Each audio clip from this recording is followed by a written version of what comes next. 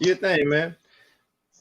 Yo, what's going on, people? We are live, and I'm very, very happy to be here with my guy Clyde. So we got Jeff will be joining us soon. Hub will be joining us a little bit later. I know that people kind of running around and it's a lot happening because it's Juneteenth, man. But I just wanted to, it's everybody is like the world is just in a weird place right now. And I'm like, yo, we got to get some joy out in these streets, man. Right here is the big homie, the big brother Clyde. I have always I went to the same high school as him, but he was gone. But me and his little brother Kev were really good friends. And then when I went and did my doctorate, he did the same program and finished a few years before me and was super helpful. So we got love from both looking out for me as a high schooler and then especially when I was on this journey to become a doctor, man. Y'all, this is first off, let me introduce Clyde. Clyde is a legend. He is a hoop legend. Come on now. You know what I'm saying? He is a hoop legend. And come on now. And we just happy to have him, man. You know what I'm saying? Clyde, what's going on? I appreciate you, brother. I don't know how to step in with that. Oh. What's up, Jeff? What's going on? What's going on with you? Jeff? I'm in the middle of doing Clyde's appropriate intro, talking about his legendary status. You know what I'm saying? I tried to get Bones on here too. I sent him a message, but I don't know if you saw it. But yeah, man, Clyde, tell the people who you are, what year you graduated from Emory, and then even going into becoming Dr. Lewis.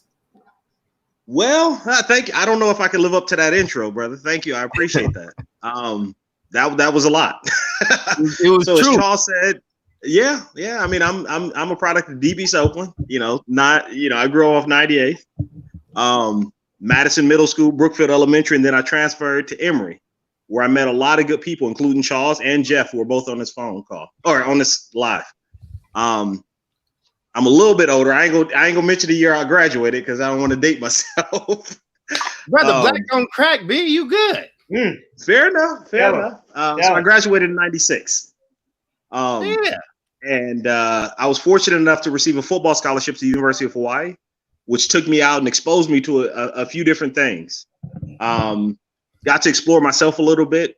Went ahead and got my master's before moving to Japan. Learning about that culture and, teaching over there at the university and, really getting exposed to a lot of things before coming back here and finishing my doctorate at San Francisco State. Don't know how much detail you want me to go into, but that's kind of where we are. However much you want to, bro. I'm just happy to have you, man. Like I said, bro.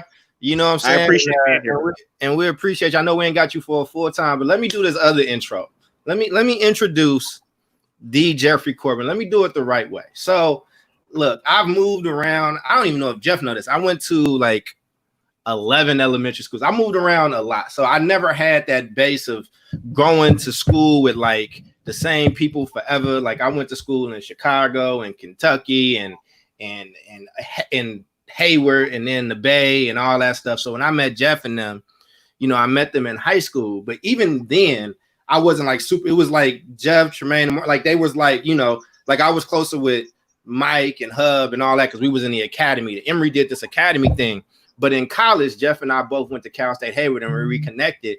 And I'm telling you, when I say like I lost all my money at Cal State Hayward. Like my dad had this job and he like when trains tipped over, like they would like clean it. And for some reason, all these trains in the Central Valley just did this or whatever, and he got all this overtime, bro. I lost all my financial aid, so I was traveling between Stockton and Hayward, and I would go kick it at Jeff's and all that, and then his mom and him, they were just like, "Hey, man, just stay here, like it's good," and we worked it out, you know what I'm saying?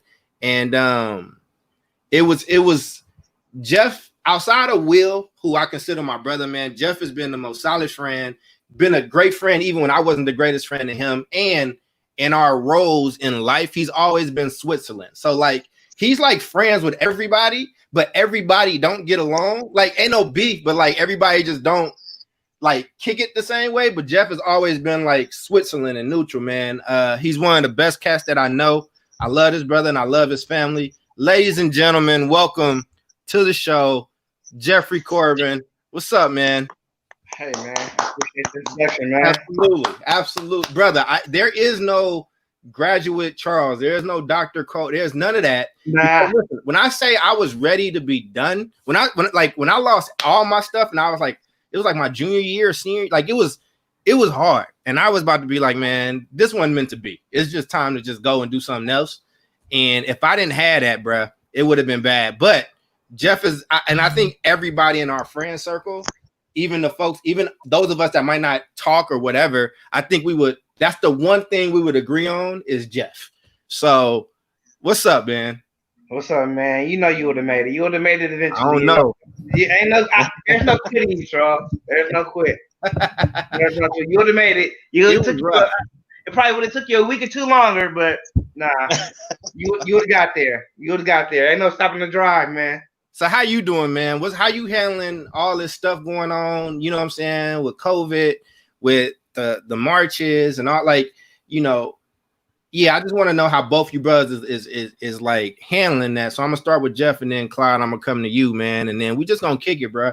This is just all about joy. It's so much crazy shit. Everybody mad.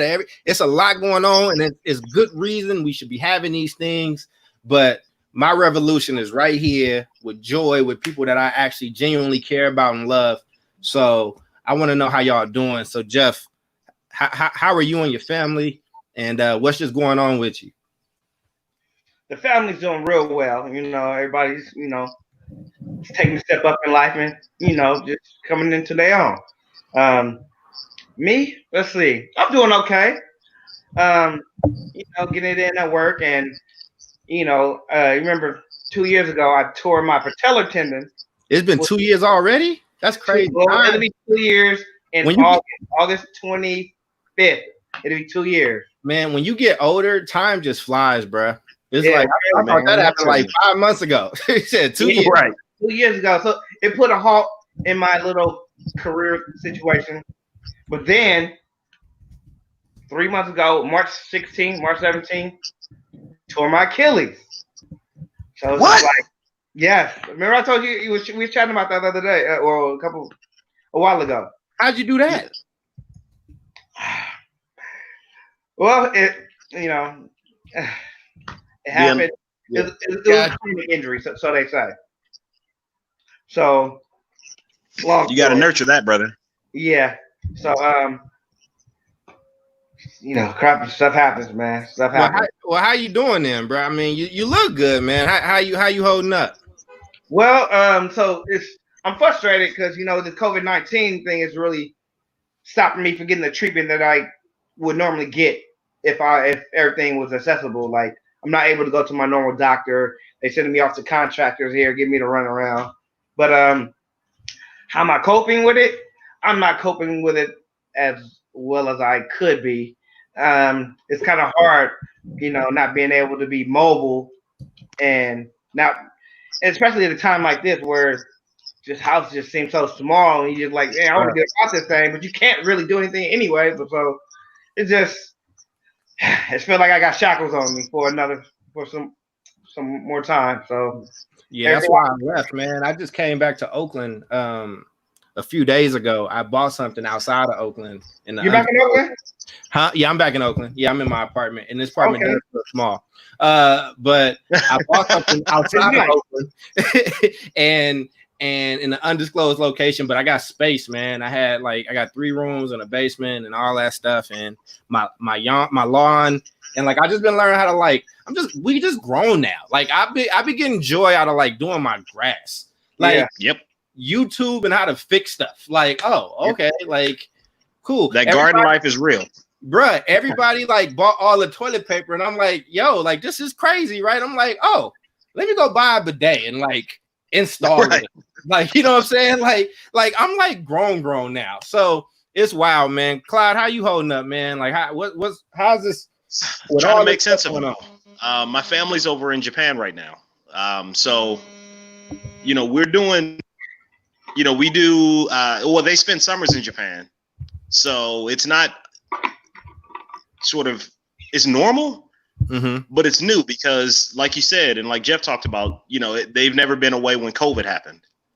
or they've never been away when we've had this much civil unrest. So navigating that space has been interesting. We talk every day still, but it's different. Like my house is empty. I'm here alone.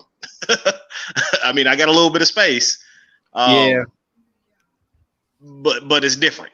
It's different. Yeah. I mean, I'm fortunately, because Contra Costa is a little different than Alameda, where they've been a little less restrictive.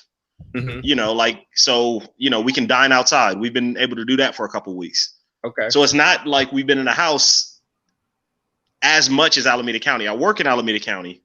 So I understand how tight it is there, but out here we're a little bit more relaxed. So that's good. Because otherwise I'd go a little bit more stir crazy. Well, that's what's up, man. I wanted to ask you, man, because like having your family away from you. How old are your kids now?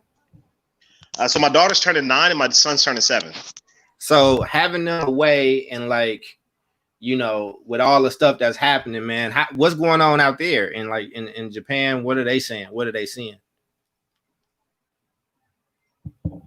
So it's a little different because out in Japan, I think I was talking to somebody today, and they said the numbers are here in California or in the U.S. for every 100,000 people, there are like 500 people that have COVID here, but in Japan, for every 100,000 people, there's only 5. Got you. So it's not they're still really strict, but it's not it hasn't spread as much, I guess. Right. But them going over there was crazy. So they got on a plane. And I don't know, are you guys familiar with the COVID-19 test where they jam the cotton swab up your nose and all that? That thing this big. Yeah. Right. So you could imagine my son and daughter had to go through that. So that wasn't comfortable for them. So they do that, put them in a hotel until the test results come back. And then they have to stay quarantined for 2 weeks. So they've been a little bit stressed. But today was the first day that they were able to get out of the house and be out in public and, go walk the dog and, all those things. So that's wild, bro. That's wild. Yeah. So normally what we do, and Hub should be joining us in a little bit. Mike couldn't make it tonight, but I got a few other little special guests if they can make it, but I hit people last minute on this one just because I just felt people needed something happy, man. Like, so right. One of the things we do is we show love just to folks, but I want to just start off by saying, like, so Juneteenth actually means a lot to me also, and the 8th of August means a lot to me. So I lived with my grandmother in Kentucky. That's who raised me until she died. And so we always celebrated the 8th of August. So the 8th of August was when Paducah, Kentucky, and like that region found out that they was free. So they have like these big parties and all that stuff. But basically I was like, this is what today means. And it's like celebrating being free and liberation. But I'm like, one of the things that we got to like liberate is like our minds. So like I was saying, absolutely, you should get like a black therapist or whatever, right? Like have therapy. I started my career as a social worker. So I posted that. And now I know why people don't post shit about like mental health. Bro, I got so many messages, bro. Like niggas thought I was dying, fam. They was like, are you okay? Are you depressed? Are you about to like, don't pop yourself, bro. Like, I'm fine. Like, I'm just saying, like, I'm just wanting to take today. Like, I've always been an advocate for like therapy, and I was already looking for a new one or whatever, a new therapist, especially because I travel so much. So I needed somebody that did telehealth. But I see why people don't like talk about it, because it's just like, yo, like whatever work we do, we all work in different kind of places and fields or whatever, bro. Like that shit just takes a toll. It just drives you crazy. And with every time you open your phone, it's some bullshit. It's like, okay, COVID. It's like, oh, a president that said he made Juneteenth possible. It's, oh, one of your homies is getting shot. One of your people is dying, or it's this outbreak in Oakland, and like this just happened, and then Chicago, this is happening, right? And it's overload. And then J. Cole and No Name is like, it's just crazy shit. So I was just saying, take care of your mentals, because it will drive you crazy. But I wanted to get to the place of just showing love. So the first episode, we showed a bunch of love. We showed love to Jeff. We showed love to Bodipo. We showed love to a bunch of folks we went to Emory with. We showed love to Jamila. I'm gonna start with the OG first. You ain't really an OG, but you are OG. So you just get to show love from people from your Emory days. Don't worry about if we know them or whatever the case is. but like who you want to just give love to, Clyde? Like I kind of feel like I know who it's gonna be. You can do the obvious one too. You know what I'm saying? Like, but you already know who. You know what I. You know, we're gonna say that one for last. Okay, well, who you want to say that one for last? So I want to start off with somebody that I think touched all of our lives in a lot of ways, and I think we gave this person more headaches than a little bit. And as soon as I say the name, y'all gonna know. Mrs. Spencer. Yeah, Mrs. Spencer. Oh, I thought it was somebody else. I thought you were about to say Coach, but I didn't have him coming. I thought you said Cam. You didn't have Spencer? Yeah, I thought you were gonna say Cam. I thought you were gonna say Cam. Oh yeah, well Cam is next. Yeah, but I never had Spencer. I knew him. You never had Spence. I was in the academy. What? I didn't take those classes. I caught the cranky part of Cam. Well, so I mean, if we're giving it up to coaches, we got to give it up to Coach Abe Abrami and Coach Cam. So we came through. I mean, I know it was a movement to like keep kids safe and all that stuff, right? Coach Cam, Coach Woody P, Coach Abrami. I think they missed them classes because they were still kicking us in the stomach, making us run until we threw up, and it was a whole thing. You know, it was we didn't get the soft touch, and I think that really helped shape us as people and men because you know you bleeding on that field and you sweat next to the guy next to you when you get in the game, it all plays out, and you still keep in contact with a lot of those guys. Mm-hmm. I think the person that I want to send a shout out to most, because I could talk all night. Everybody that went to Emory and was at Emory when I was there, there's two people that you're going to see me with. One was taken away from us, Tracy Smith. So I got to send a shout out there because anytime we talk about life and we talk about things that are really impactful for us and really help shape who we are. His death, I don't really cuss, but that fucked me up for a number of years. Mm-hmm. Having the person that you spend every waking moment with taken away from you. People read about this and people talk about it, but when it actually happens to you, when all that news, when the cameras go away and all that stuff, it still hurts. Right. So, dealing with that really shaped me, but also Magic and Drex lives forever. Before you go to the next person, and Jeff, we're gonna bring you in. I know you probably don't know Tracy, Jeff, and I didn't grow up knowing Tracy, but I would get to know Tracy because part of the reason is Dr. Cole is because Clyde was. We can talk about it now because everything is done and we finished. But Clyde shared the story. It's in my book, and that was tough, man, because I wanted to. You wrote a dissertation, so it's like, okay, we can only put this part in like that connects to what we studying or whatever. But you gave me so much around that relationship and around what it meant to you, and I did my best to capture it. I hope I did a decent job. You know what I'm saying? That was absolutely, it was phenomenal. I just so Jeff, if you actually get a chance to read the book or the research, that story is in there, and just I was trying to capture that essence. I mean, bro, I got like the book is like not that long. I got like 300 pages of transcripts from the subject. So it was like only, bruh. But I didn't want to leave nothing out, but I knew that part was like really significant in making you who you were. And Jeff and I also got people that we lost that was really close to us that kind of had a lasting impact. So definitely want to make sure that I give you the space to say what you need to say about homie, and then you can go forward. But I had always wanted to ask you if I did the best I could with all the information y'all gave me and to put it together in a narrative. So, all right, that was a lot of pressure, bro. So I just wanted to let you know that. So who is the next person, man? So did you get the last one? I said Magic and Drex lives forever. Okay. Y'all know who Magic is, right? You can. I think you might be thinking somebody else. You tell us who that is, bro. Alvin Stevenson. I don't call him that, bro. You just Alvin. What? You just Alvin. I wasn't. I didn't grow up with y'all like that. Jeff might know. Fair enough. Alvin. But anybody that was in high school with us that don't remember who Magic and Drex were, It's something's missing. I knew Alvin. I mean, I met him. I've seen him. I've hooped with him before, but I didn't know his like nicknames and stuff like that. You know what I'm saying? And I left my senior year. You said he was coach senior year? He was one of the coaches. Oh, okay. Yeah, I left senior year, so I didn't get a chance to kick it with him like that. How was he as a coach, Jeff? He was inspiring. He was brilliant. That's what's up. Yeah, he was that dude. Alvin is an amazing guy. He's now coaching in Hawaii. He was sharp. coaching at a high school that was doing okay, and he took them to win a state championship. That dude is amazing. I believe him. I believe you.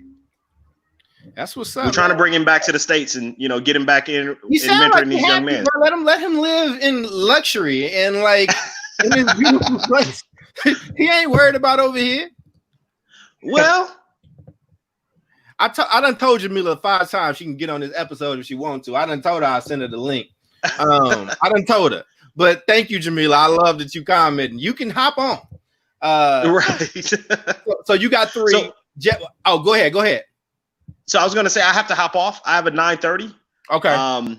I do want to get back on this. So next time you guys have it, please invite me. Absolutely. And I think we can chop it up and we can do one on what it's like to go through the Ed D. We can go what it's like to grow up in Chicago and Deep East Oakland and North Oakland. I got smoke for them. I got smoke for that program. I hate that fucking program. So we can definitely talk about it. Well, I want to also send a shout out. This is not for Emory, but Dr. Jamal Cooks and Dr. Darnell Cole. Those 2 men really helped shape my academic career, hands down. Like I was not the Clyde you see in front of me without them 2. Clyde and others. Dr. Sean Jenwright is another one. I'm sorry. We proud of you, bro. Like you always been somebody we all looked up to. I mean, Bones is one of the coolest friends we've all had. You know what I'm saying? And I know Jeff and Bones still talk a lot and all that stuff, man. But we appreciate you, bro. And keep rocking. And let me know about your campaign coming up, and I'll help you out, man. Go handle your business. All right, I appreciate you guys. I'll see you guys in a bit. Absolutely. So I wanted to I started just with him because I knew he had to go. Jeff, my dude, bro, how you doing, man? I miss you. Miss you too, man. Got a link here, man. It's tough, man. Let's start off with the people you want to show some love to, and then we can get into some other shit and just reminisce with these people, bro. The first person I would like to show the love to is probably, let me say Bo Depot. Bo Depot is the real reason why he actually pushed me to make me want to do something. I was kind of uninspired in high school. He pushed me. He had a little pep talk with me. Did something. I don't know what he said, but it worked. But yeah, he actually pushed me a whole lot. He held me accountable. That's what it was. He held me accountable.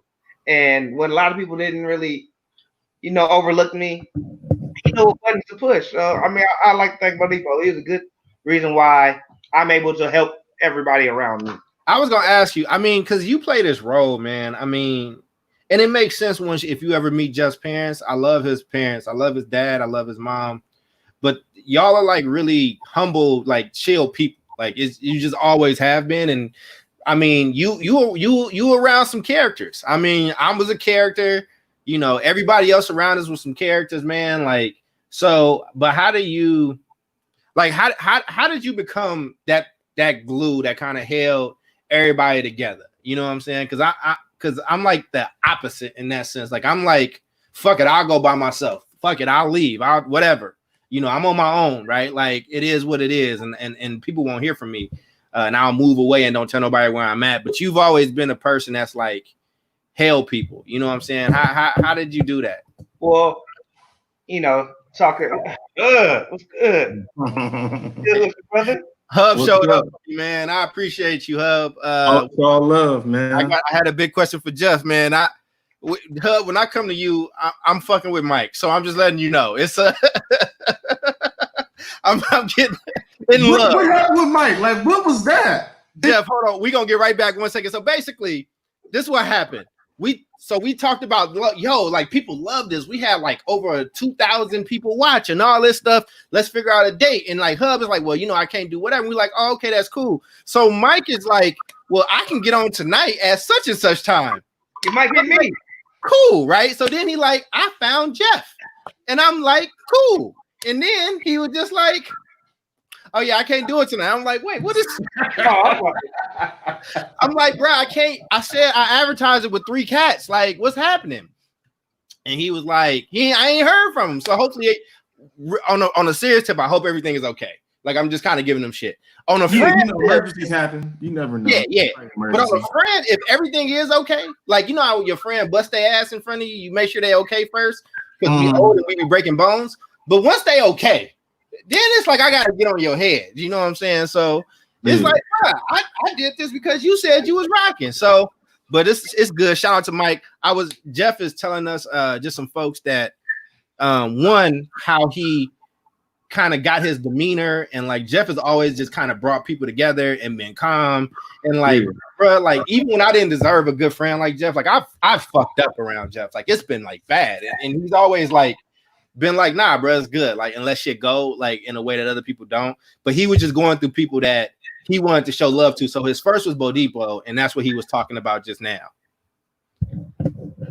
Where I get my demeanor from. Now that comes from the parents. I'll have to say I get that from my dad. You know, and of course you met my dad. You've been around my dad. My dad corny with the jokes, but he has his moments. He's very calm. If you see him and my mom interact, it's hilarious. So yeah, my mom, you know, way back when she used to have a little a sense of humor. You know, she's a little crazy.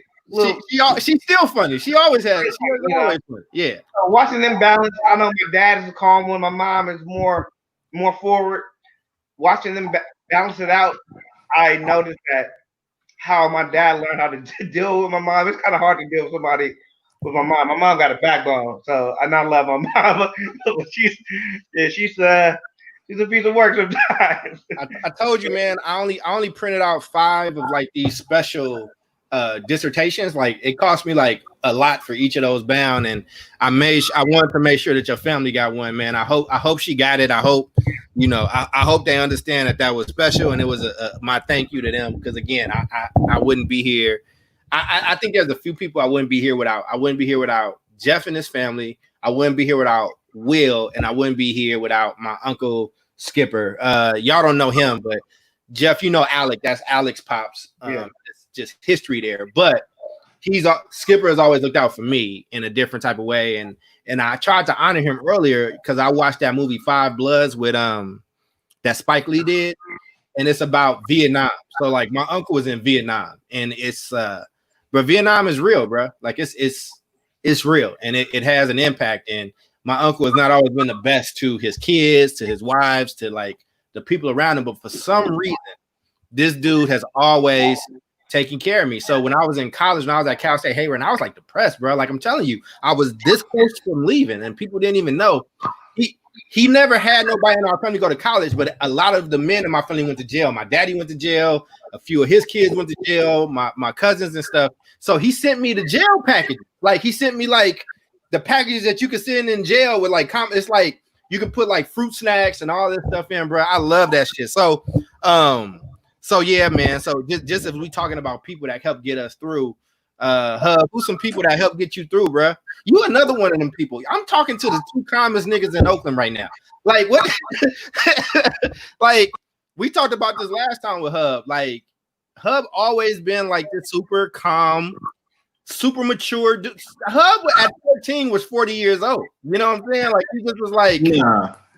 Oh, I've never seen Hub hyped. I've never seen him like really mad. I've never seen him lose his temper. I didn't play football with you, but aside from that, I spent significant time with you. Like I got close with Jeff later in life, but it was you and Mike first. Like, you know what I'm saying? For 3 years, I spent every day, every school day with you, and I don't know how you did it. Even Mike lost his shit. That's crazy that you just think you got this perception that I was just this old grandpa, but I'll take it. I'll take it. But hey, shout out to Jeff, man. Jeff, you look good, man. You do, don't he? Don't he? Hey, somebody was like, man, that's Hub. I thought it was Jeff. And I was like, what you mean you thought it was Hey, but now that I see Jeff, man, that's a compliment because Jeff look good, man. Yeah, man. You know, y'all, you know, bro. Everybody loves Jeff, bro. Yeah, Jeff look good, man. He still got a jacket on in the summertime. You know, still saying Jeff, man. Come on, man. You know we never change, man. Jeff, the only person that brings back people that have hated each other. Like if Jeff is like, look, I want everybody to be in this one place, and he know cats don't like each other. Like everybody would be cool because Jeff asked us to come there. Like Jeff, the only person that could probably get me in certain rooms with certain. Like I said, I don't have no real beefs. It's just some people just grew apart. It is what it is. I don't have nothing bad to say. I support these people. I ain't got no real issues with nobody. But I also ain't in a hurry to like have conversations with some of these people either. I don't want to say I would do it. I would think about it for Jeff. I would say that. Jeff is that dude. I would definitely say that. What's up, hey, Chester? Sending some love. Chester, if you want to get on, bro, I'll hit you, bro. I'll send you a link. Oh, me and Chester go way back too. You probably don't even know, but me and Chester go way back, man. Chester always been thorough with the baseball. You know what I'm saying? Yeah, in baseball. It was baseball. He was like in, I think it was I can't remember the name of the little league at the Farmery Park, but Chester was like legend. He was like the legend at the Farmery Park, man. Hey, but let me tell you a story. Jeff played football, right? And I think it was Castlemont. We had a game in Castlemont. And you know, Jeff used to have the braids. I do know the braids because we had a lot of issues with Jeff's braids. Oh, yeah, man. We made many a trip across the Bay Bridge, and we're not letting you in with them singles, son. For real? Oh man, they gave us the hardest time at Castlemont. It was like they got a girl on the team. They got a girl on the team. They was throwing rocks at us. We had to like wear helmets on the bus because there was rocks at the bus. But I'll never forget that. And they was like, they got a girl on the team. I was like, oh, bud, come on. Shoot, I took my jersey. I had to hide my braids. They over here trying to sex play me, man.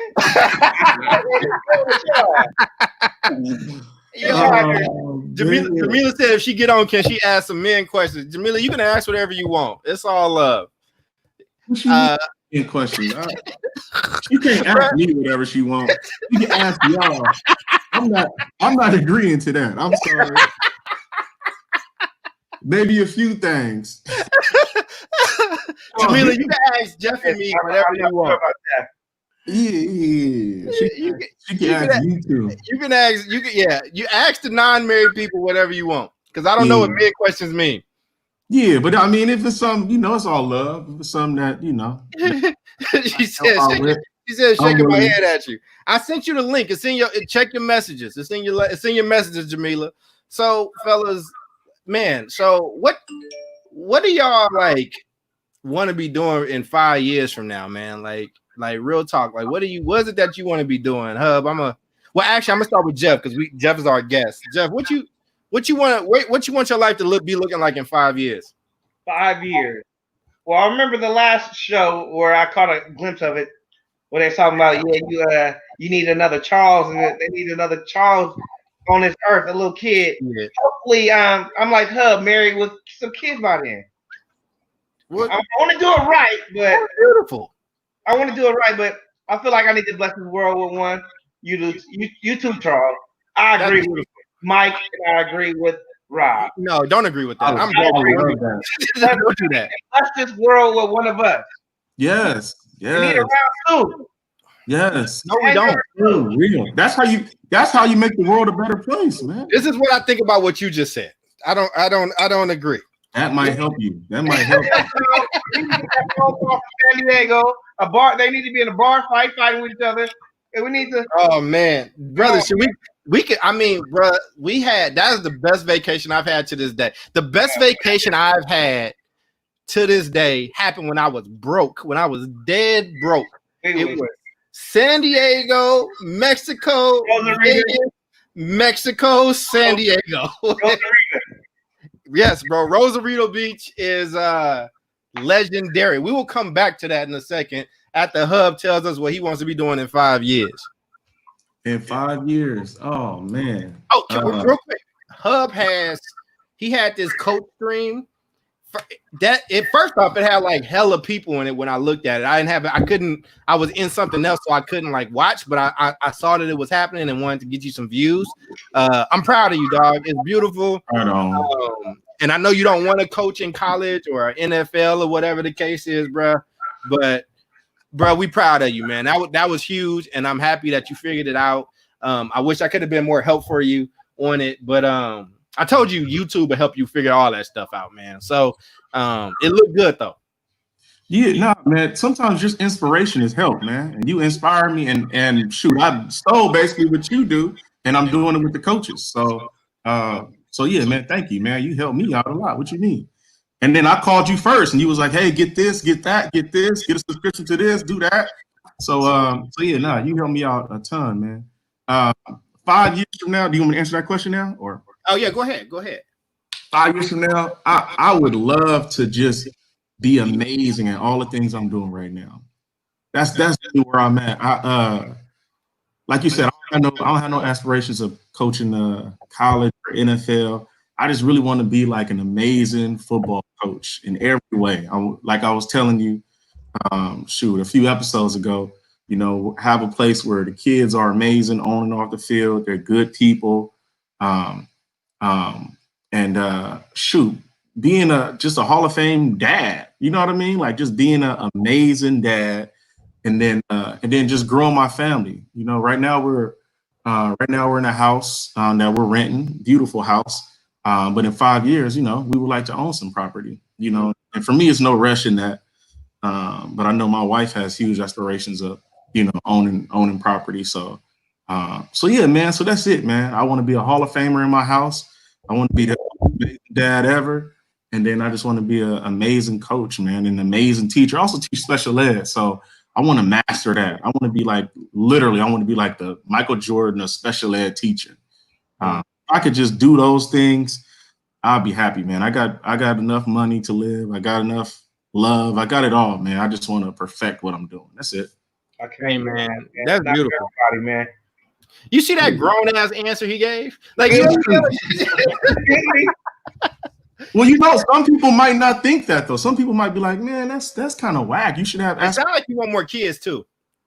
I wouldn't mind having more kids, but some people, when I talk to them, they're like, hey, man, you're a teacher. Why don't you work to be a principal? Why don't you work to be a superintendent? Hey, you're a coach. Why don't you work, or a high school coach? Why don't you work to be a college coach? For me, man, I really love what I do. I really love teaching. I don't want to be a principal. I don't want to be an administrator. I really love teaching and interacting with the kids and really having an impact on their lives. And then the same thing with coaching. I really love coaching high school football. Like, I love it. Like, I wake up excited. I be excited at practice. I'm fired up at the games. Like, I love it. And I can really feel like I can be genuine doing it. So I just want to master those things, man. That's it. That's what's up, man. I think for me in 5 years, listen, man, my job, I love what I do. I love that I've built what I've built for myself. I think I fight every day though. Like it's you, man, it's so crazy. Y'all would trip out at how these people view me, yo. Like again, even in this group, I'm the square. Like, you know what I'm saying? In this world that I work in, that I've like run my company in, these people act like I'm the biggest thug, like in the planet. Like these people act like I'm gonna haul off and punch these people in the face, but it's all because I just stand up for black people and I stand up for us that had a right to like, go wherever we want to go and go to the type of schools and demand more. And it's just a lot, bro. Like it takes a toll, and I'm not gonna front. I've gotten close to like putting hands on people. Like, hey, bro, like, hey, don't, like, when you get in a professional arena, like people just feel like they can talk to you in any kind of way, and it's like, this is not the streets of Chicago or like Oakland. Like, you know what I'm saying? It's like, bro, like you like some white cat that's from the valley somewhere, right? Like, and you just came here to do this work. But I think in 5 years, I think I want to have an impact on all the places I grew up. So I started with Oakland because Oakland is my home. I was here the longest. It raised me, but I still love Chicago and I still love Paducah, man. I love Paducah, Kentucky. regardless of where we are with COVID, I think on August 8th, if I'm in the country, I'm going to Paducah, like to be there with them for 8th of August. And like, I can't wait till high school football starts back up out in Kentucky. Like high school football games and high school basketball games in Kentucky is just a different beast. It's just different. It's like, and it's segregated, bro, but it's like, and that sounds bad, but I love Oakland and I hate the Bay at the same time. You know, like in Oakland, at least the lines was clear. Like my grandmother was like, yo, when you see an adult, she didn't say yo, but she was like, when you see a white adult, it's sir and ma'am. And all the white kids, all the adults, sir and ma'am. And if something happened, you go get an adult, right? But like it's segregated. And I grew up with, there's like the rich white folks live on the outskirts and they like dumb rich. They got like horses and shit. Like, you know, it's Kentucky. So horses and big fields and stuff like that, bro. But I grew up with like the poor white kids, like was really like trailer park kids. Like Oakland was so different. And I'm just grateful. I'm grateful for being able to live in all those places. I think in 5 years, I want to be booking more stuff internationally. Like I want to continue to travel and kind of have this impact. I don't, somebody said I was selfish because I don't want kids. I don't see it that way. That kind of bothers me, man. I think I've been through a lot. I think that like I am all the shit that I've kind of been through, bro. Listen, man, y'all don't understand, bro. Between kindergarten and high school, bro, I went to 14 or 15 schools, bro. You know what I'm saying? Like, I don't have long-lasting friends. That's why it was hard for me to be a friend at certain times. You know what I'm saying? It's like, oh, all this shit is just quick. You know what I'm saying? Like, everybody I meet, I would move or this would happen or whatever. The first time that I started out of school and finished that one, not counting Westlake because it was only 2 years, was Cal State Hayward.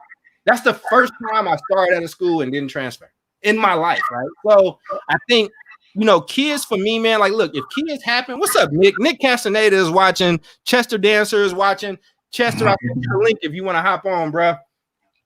But so I think for me, man, what I want to do, what my joy is, bro, I want to go and teach in Paris. There's an American university in Paris, and I want to do it in Egypt.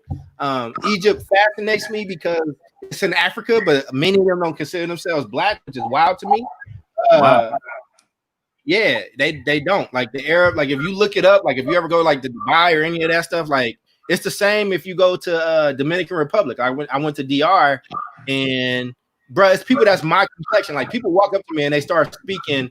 The funny thing is, if me and Jeff went to DR today, they would walk up to me and speak Spanish, and they would walk up to him and speak French because darker folks tend to be Haitian and the lighter folks tend to be Dominican. Haitians sneak in through the Dominican Republic. So, but they don't consider themselves black. They will get upset with you if you call them black. So remember when we used to take those tests as kids and it would say check a box and it would say Hispanic, not white.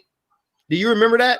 Mm-hmm. It's because of those folks that's like they don't want to be considered black, right? So I would continue to travel and go to those places, but I don't want to.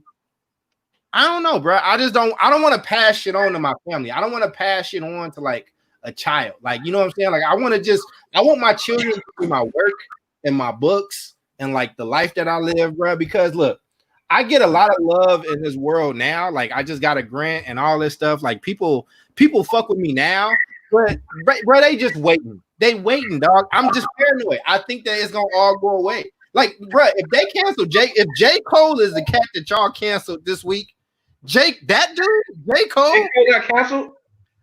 So because he had that song on Snow on the Bluff, and I get it. I get what they were saying. Like I'm out of the loop right now. You should stay out the loop. I'm gonna just be real with you. I mean, I get what the sister's saying. I think she's dope. She's from the South Side of Chicago. She's a beast. Like you don't want no smoke with her. Like you know what I'm saying. And it's like one of these moments that's gonna go down in history. But J. Cole is like he always been the cool dude. He don't beef with nobody. You know what I'm saying? What I'm saying is these people like you until they don't.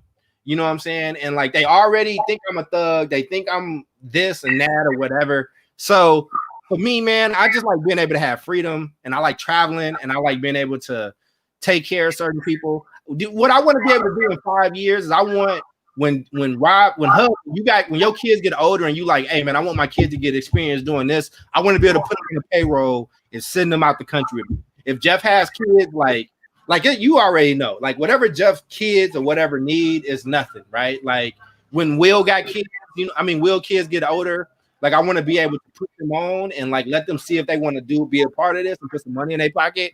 But I don't know, that's just not what I want for me. But I'm just in this world, bro, and like these people I'm in a war like every single day, just trying to like look out for black people. And I'm glad that everybody getting on the bus right now. But bro, I've been doing this shit for like 10 years. I've been doing it forever. You know what I'm saying? Like people, this Juneteenth shit, it's like I put out a video. I re-released a video today that I did 10 years ago, that I did 2 years ago, like talking about Juneteenth and how important this was, right? So in 5 years, bro, I want to be happy and I want to have undisclosed locations that I live where motherfuckers can't find me. I don't want to be found. I'm just telling you, bro. It's just as a homeless person, as somebody who grew up homeless, I spent a significant part of my life homeless. Like, I'm just saying. Right. That's why I got an apartment here and I got a house there. I'm just telling you, bro. Like, I never want to be caught out there like that again. I'm just letting you. I am a meat dude. I am not a thug. I am a square, bro. Yeah, no, I hear you. So this is what I want to encourage you to do. Say this first. I will put on a mask, boy. Listen, if it comes down to me having to go back to a shelter, bro, I will put on a mask, bro. I'd rather die before I go back to that. I mean that with every fiber of my being. We got Hanif in there. Go ahead and say what you're gonna say. What I was gonna say was go to your undisclosed in Egypt or wherever it is, and just find you a beautiful right? Why are you stuck? Can I finish? This is my time. This is my time, right? Okay, go ahead. You know what? I'm gonna mute myself. We gonna stay with the So you said undisclosed location. I want you to have some unprotected relations and just let it go. And let wherever the pieces fall, let those pieces fall, and you'll find yourself in a beautiful place, man. That's all. You ain't gotta do an extra, you ain't gotta think about it. Just whatever the person that this beautiful Egyptian queen. Just enjoy yourself, enjoy her, and if a beautiful Charles Cole or a female version of Charles Cole and your Egyptian queen happen, it'll be a blessing to your life. That's all. We can This Negro tripping. Hey Jamila, how you? Jamila, you look amazing, Jamila. How are you? Did you just Hub is talking nonsense, right? He is tripping right now. Trying to get you to live. They're trying to get you to live. You know why can't you live without kids? I don't understand. Why do y'all think that kids and a wife is living? You can't live without you living. You are living, right? You are. You absolutely are. What is up with y'all and kids? I gotta be smart like Jeff. Jeff, I think Jeff don't want kids either, but I think he know the right thing to say, so y'all don't be up on him like that. You know what I'm saying? Oh, kids. I disagree. I want child support. Yeah, will not be taken from me. No. I want kids. I want child support. Hey, that's if you on your way to child support, then that was a bad start, So hopefully no brother is going down that route, because that means it didn't really work out for y'all. But hopefully you just can't let it flow where they made. That sounds expensive. Right. No, I'm saying with this person you love, not just going around. I wouldn't be going to Egypt or Paris to go fall in love. I'd be going to do work and like expand my scholarship. Like I'm working. So go ahead, Jamila. So, do you want kids or you don't want kids? We don't have. How the fuck this has always become a conversation? I'm asking because listen. Here's what I'll say about kids, and we can get off of me and kids. If kids happens with me, okay, I would be a good dad. It's all like I'm a responsible guy, and I think people know that. Just know that I cried real tears and I lost an argument. But I will be the greatest dad of all. I will be a great dad, but I am not my life does not feel empty without kids. I like being able to get up and go. Like, It's good. I like that. I don't. That's just not what I like want, and I definitely don't want it with some random person I meet in Egypt, Hub. Not a random person. Where did that come from? It came from you. I did not say this random person. I said find a beautiful queen that you go to Egypt and shoot up a club and all in love. No. That's what he said. That's what he said, Charles. It is. Right? No, I ain't say no. I said find somebody that you really want to. Somebody a lifetime partner, because when you have a kid, that's like I know life sentence. So do y'all understand that I have not had anything be consistent for 18 years in my life? Like Jeff and Will are my longest. Well, Will, because I knew Will is my longest friend. But outside of that, like again, I always move around. Like I'm always. Why are you raising your fucking hand? I don't want to interrupt, but I've been listening to you, Charles, and I was hearing you talk about you know, how you went to 11 different elementary schools, and basically there was no real stability there, and it was like inconsistent. And then you said that you was able to really build relationships when you went to school at Cal State. Is that what you said? I went to Cal State Hayward. Me and Jeff went to school together. Me and Jeff. But we lost because we wasn't super close in high school, but we saw each other in college, and he instantly was like, "Oh, come through!" And I was at that dude's hip from then to now. So, do you believe that that's why you can't have these relationships is linked to like the security? I'm just saying, like, how did this become a fucking hour? What the fuck is a joy hour? No, we're talking about joy. It's all gonna come together. And I got a special. If it works out, I got a special gift for y'all at the hour. And I know Hub, I know you can't stay too long because I want you to do what you need to do. But if y'all can be on around that 8 o'clock moment, it should be something really special for everybody on here, actually. But let me be very clear. Okay, I'm not saying that. I don't know what you're trying to get at. I'm not afraid of friendships and commitments. All I'm saying is the things I dreamed of, the goals that I've set, just did not include a family. It just did not include children. Like I like freedom. I don't want to spend all my loose bread on kids or other people. And the funny thing is, can I say something? Because somebody said this to me, and I take offense to it. Somebody said you are selfish because you don't want kids. What is more selfish than looking in the mirror and say, I love myself so fucking much that I'm gonna create another me? Like what I'm just like what is so selfish that's like I'm just a bad motherfucker on this planet. Let me create 2 or 3 more me's. I feel like I'm less selfish because I know my limits. That's all I'm saying. That don't make sense. No, yeah. Bottom or parent, but that don't make sense. Jeff, does that make sense? Come on, Jeff. It does, but what you're doing, you're making an impact on this world, Charles. You're doing beautiful things out here. But if I have a kid, I'm not gonna do that. You have a need to do more beautiful things in the world. It keeps the thing going. I love y'all. I swear to God, I love y'all. I swear to God, I do. Don't run from it. If it comes, then it comes. But don't run from it. Look, man, last year I hit some real big goals that I didn't think I would hit. I finished a book. I had a main stage with Michael Eric Dyson, some cat that I used to read about. Like, I had a standing ovation. Like, I got to be on tour. I was on tour for 2 different things at the same time, for a podcast and a book. Like, and now I just want to do it touring the world.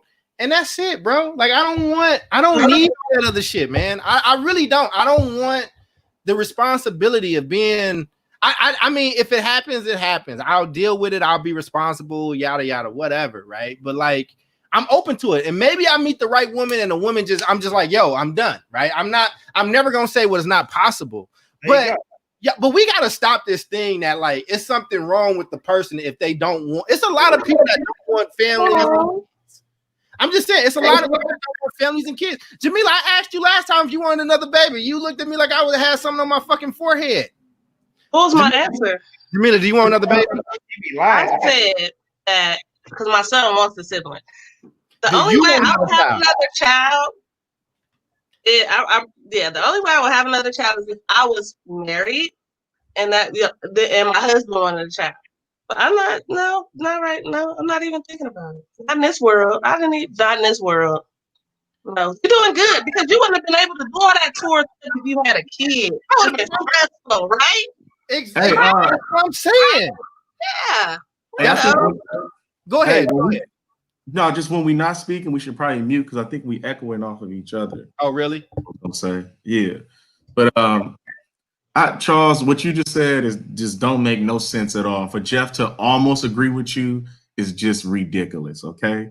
All right. That is not selfish trying to give to the world by giving more smaller versions of you. If nobody did that, then the world would go extinct. Okay. We become fossils in the ground like dinosaurs. All right. Our goal in life is to reproduce as human beings. So just giving to the world more little versions of you is not selfish. Like, how do you even twist that? Only a master debater, all right, a master intellectual can twist that to have somebody kind of think that's selfish. Like, that's not selfish at all, man. That's a beautiful thing. That's something that we want everybody to do, especially the more positive people. Because unfortunately, and I don't want to sound uppity, but unfortunately, it seems like the people that have the most kids aren't the most productive people.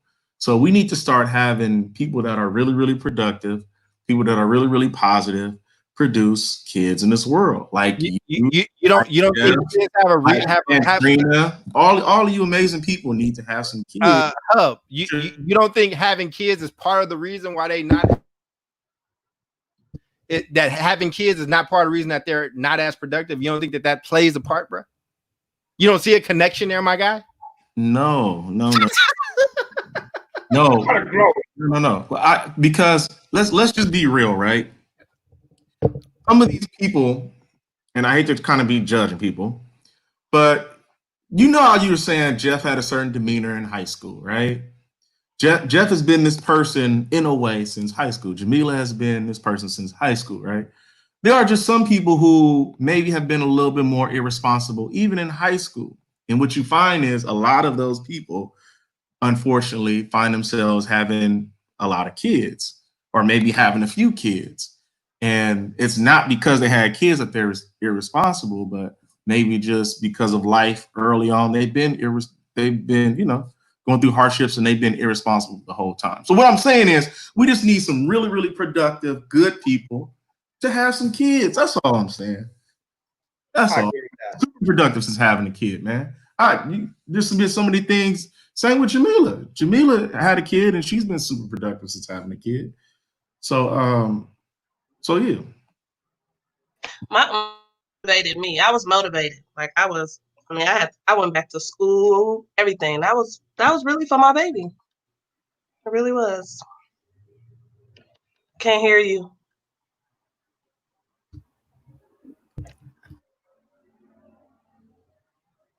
Can you hear me now? There you go. I don't know what if I've always just been super motivated? What if everybody that's known me in my life have been like, that Negro's been motivated since he was 5? Like, what if I don't need a child to be motivated? I'm just saying, like, I think it's a beautiful thing for Jamila. I think it works for Jamila. I love what Jamila is doing. I will support Jamila. I'm here. I got that. You know what I'm saying? But as it's Juneteenth and we're talking about freedom and Hubbard is trying to take my freedom away, that's all. I don't need extra motivation. I'm motivated as fuck. You're doing good. You're doing good. Okay. Well, I don't know how this became. I was coming on here to have joy. We had Clyde on. He talking about Alvin and all. We had and then Hub was like, "I got you, bro," and I appreciate you, Hub. I really do appreciate you for coming on because Mike played me. And then he turned into a psychosocial hour for me. That's, you know what I'm saying? But Jeff, we're gonna talk about Jeffrey. Damn it, we're gonna talk about Jeffrey, who I'm extremely proud of, who the world loves, who like is just one of the best people that we know. We about to honor Jeff. We are this psychosocial analytic. This shit is done. This shit is over. Like, what the fuck? And if any parents are watching me, because I know some of the parents and the work that's connected to my education, this is not my education podcast. Let me be very clear with people. Let me take I'm gonna mute everybody real quick. People, I love my education work. I will always do my education work. I got you. I'm gonna be there for you. This is not my education podcast. This is me with my friends that I grew up with that know me, and this is how I talk, and this is who I am. And if you can't deal with me as who I am, then I don't know what to tell you. But I want to get back to this conversation. So if you are a parent, if you are somebody that I work with, if you are a colleague, feel blessed because you get to see me naked without like the veneer of professionalism on. And most of the time you won't be able to get to see this. Now back to our regularly scheduled program. So, okay. I just had to be very clear because, you know, I got grants and stuff out there in these worlds. So I don't want to lose the bread. But I can't lose the bread, bro. You can't lose the bread. So Jeffrey. No, Jamila. So I asked them what they wanted to be doing in 5 years, but you came on with a very specific question. You said you wanted to ask us man stuff, whatever that meant. So you can ask Jeff, ask the people that ain't married, ask me and Jeff, and we got you. And if Hud wants to jump in, he can. I forgot what the questions were, but I know that it didn't have to work. It didn't have to work. It didn't have anything to do with status or anything. So Hub could have answered it. I heard his little smart remarks, but it's okay. It's no worries. Cause I want to ask questions, but I don't want you feeling like, like. I don't feel like nothing. You can ask whatever you want. Come ask it. No, you guys had everybody just eat that you had. What the like? You can't tease the people out there and then like not bring it. What's up? Yeah, I'll wait. Jeffrey, how you doing? I'm living. I'm lovely. Can't get it all. That is good. Okay. How are you, man? Life is great. I'm gonna need everybody's support with this next move that I'm making. I need all of you guys' support. Okay. But I'm great. I'm doing great. Yes. What's the next move? My Watch Me Grow Child and Family Development Center. So tell us about that because we just talked about what we're doing in our next 5 years. So we're gonna mute and we're gonna listen to you. Tell us what you're doing and what you need. What is 5 years older Jamila look like than right now? Go ahead. Well, I don't want to say too much about it, but I really believe that I need to disrupt this preschool to prison pipeline. We have too many preschoolers getting suspended from preschool. 50,000 preschoolers get suspended from preschool every year. Like 47% of them are African American kids.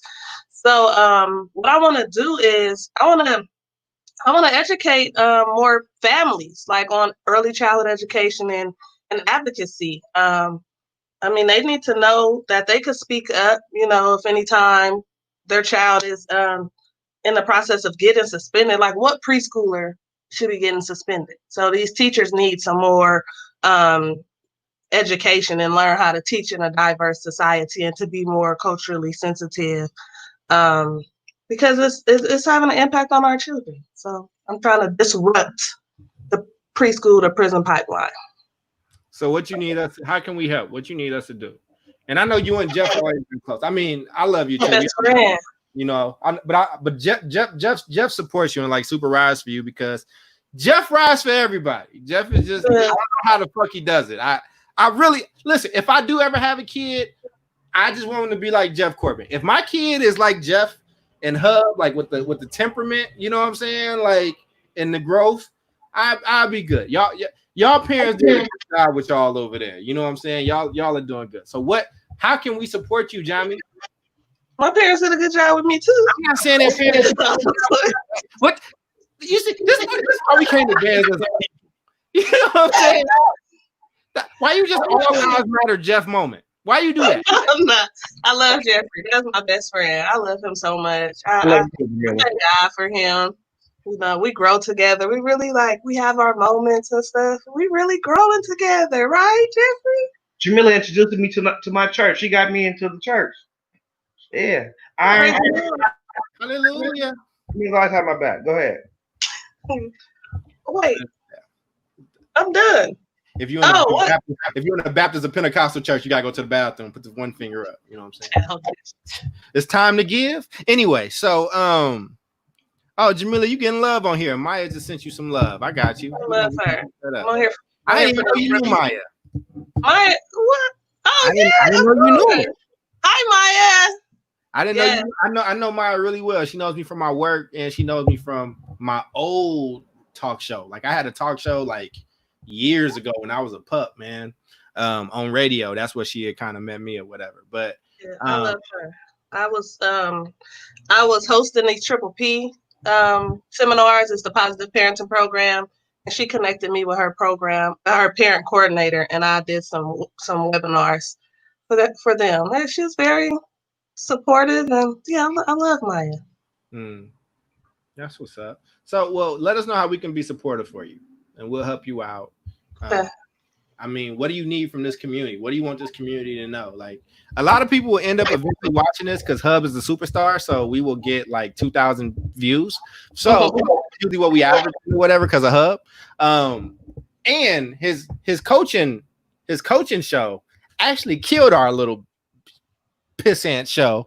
You know what I'm saying? Hub, what's up, bro? How'd that happen, bro? What can you put that same energy in getting the Oakland Joy popping, bro? You the star. I'm just a producer, bro. I'm just Diddy in these streets, fam. Yeah. Nah, that was just luck, man. It's no fucking luck. Well, you know, this is the thing. Like our show is more tailored to us and our friends. You know what I mean? So like so you know, like how you got yours for education, and you know, whenever you got a thing that's with a movement that a lot of people are ready to go and follow, then it'll just, you know, the numbers will grow fast. So just like, you know, Jamila, a lot of people have preschoolers except for Charles. So, you know, all of those people. And Jeff ain't got no preschoolers. Stop coming from my neck.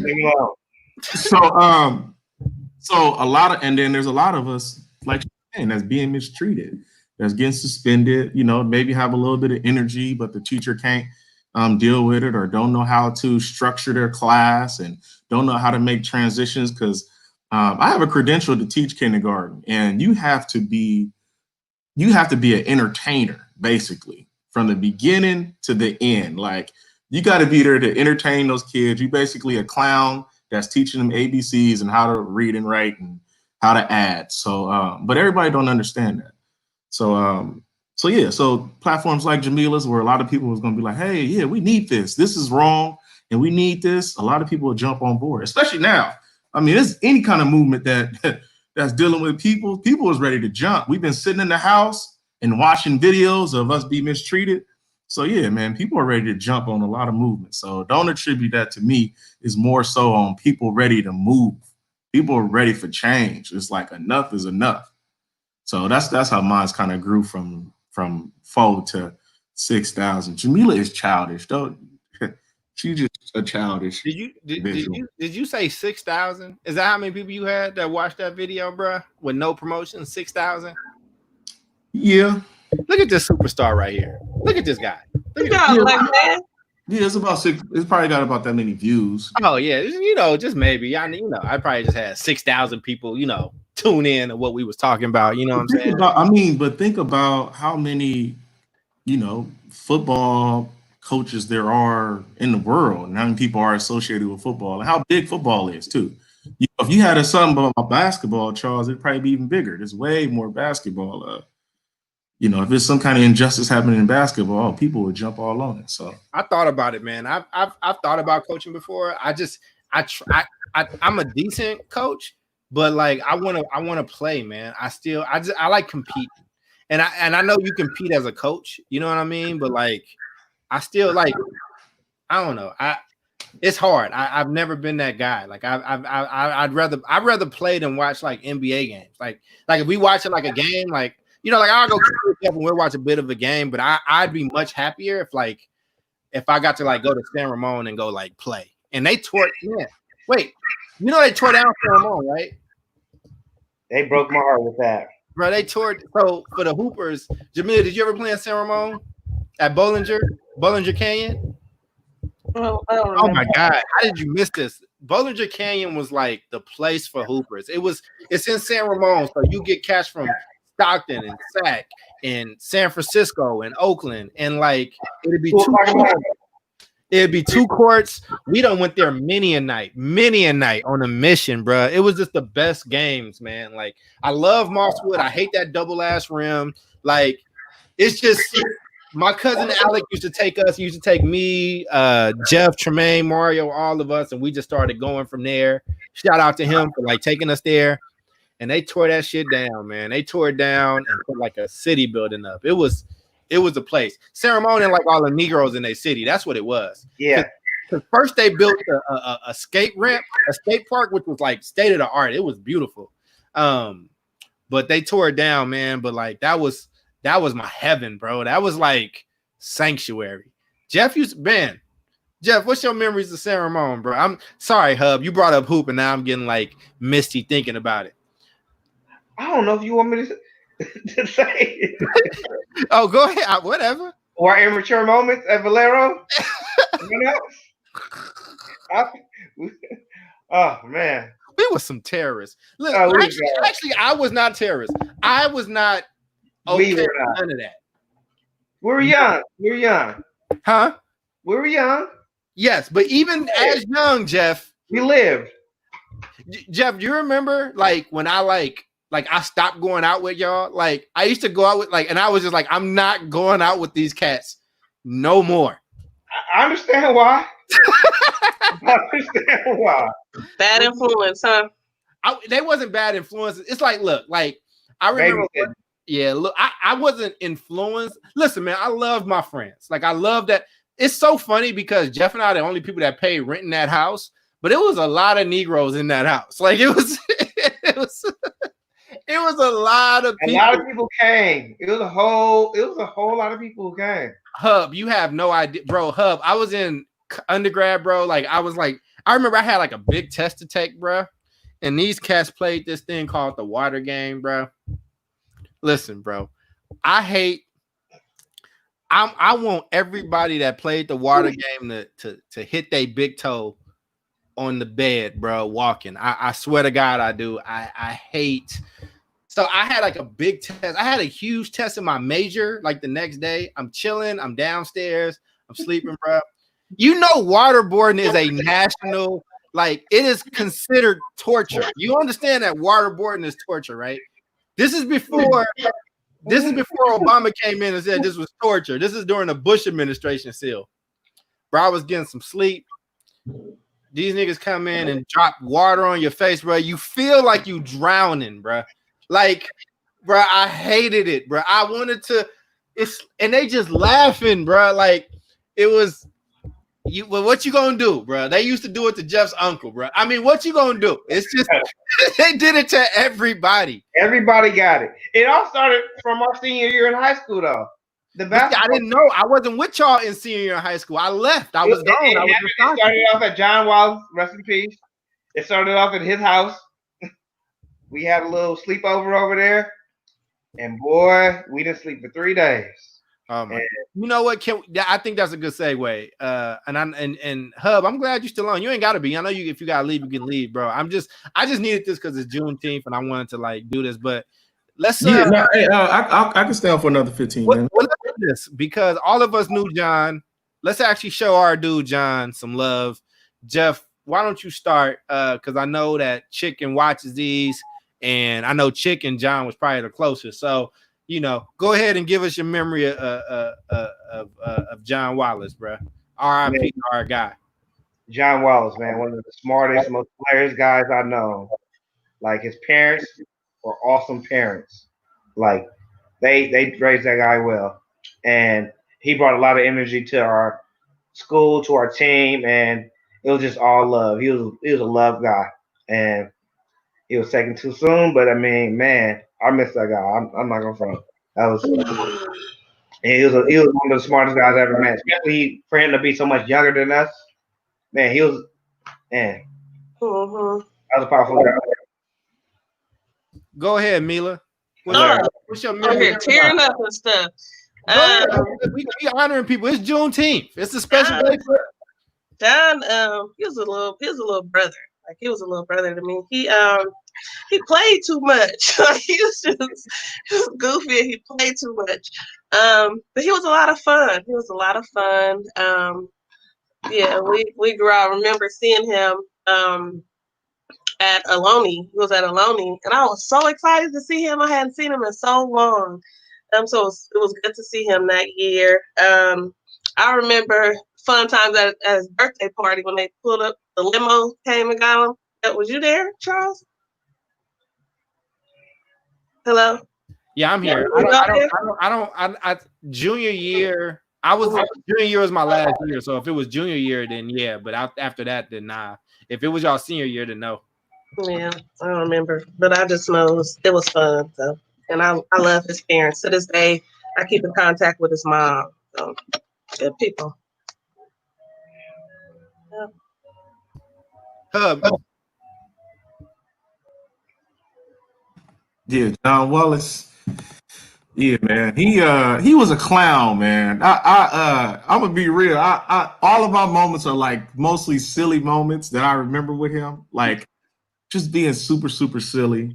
And he was a super cool dude. I remember when I first met him, I want to say he transferred from Skyline. Did he go to Skyline? Yeah. From Skyline. And he's a tall dude, so it's obviously he played basketball. But he told me he played football too.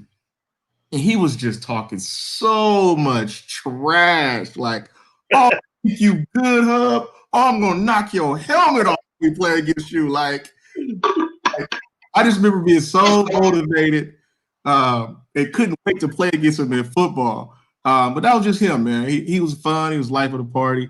You know, he'd talk a little trash. And, you know, he was just a good-spirited dude. He couldn't play no football, though.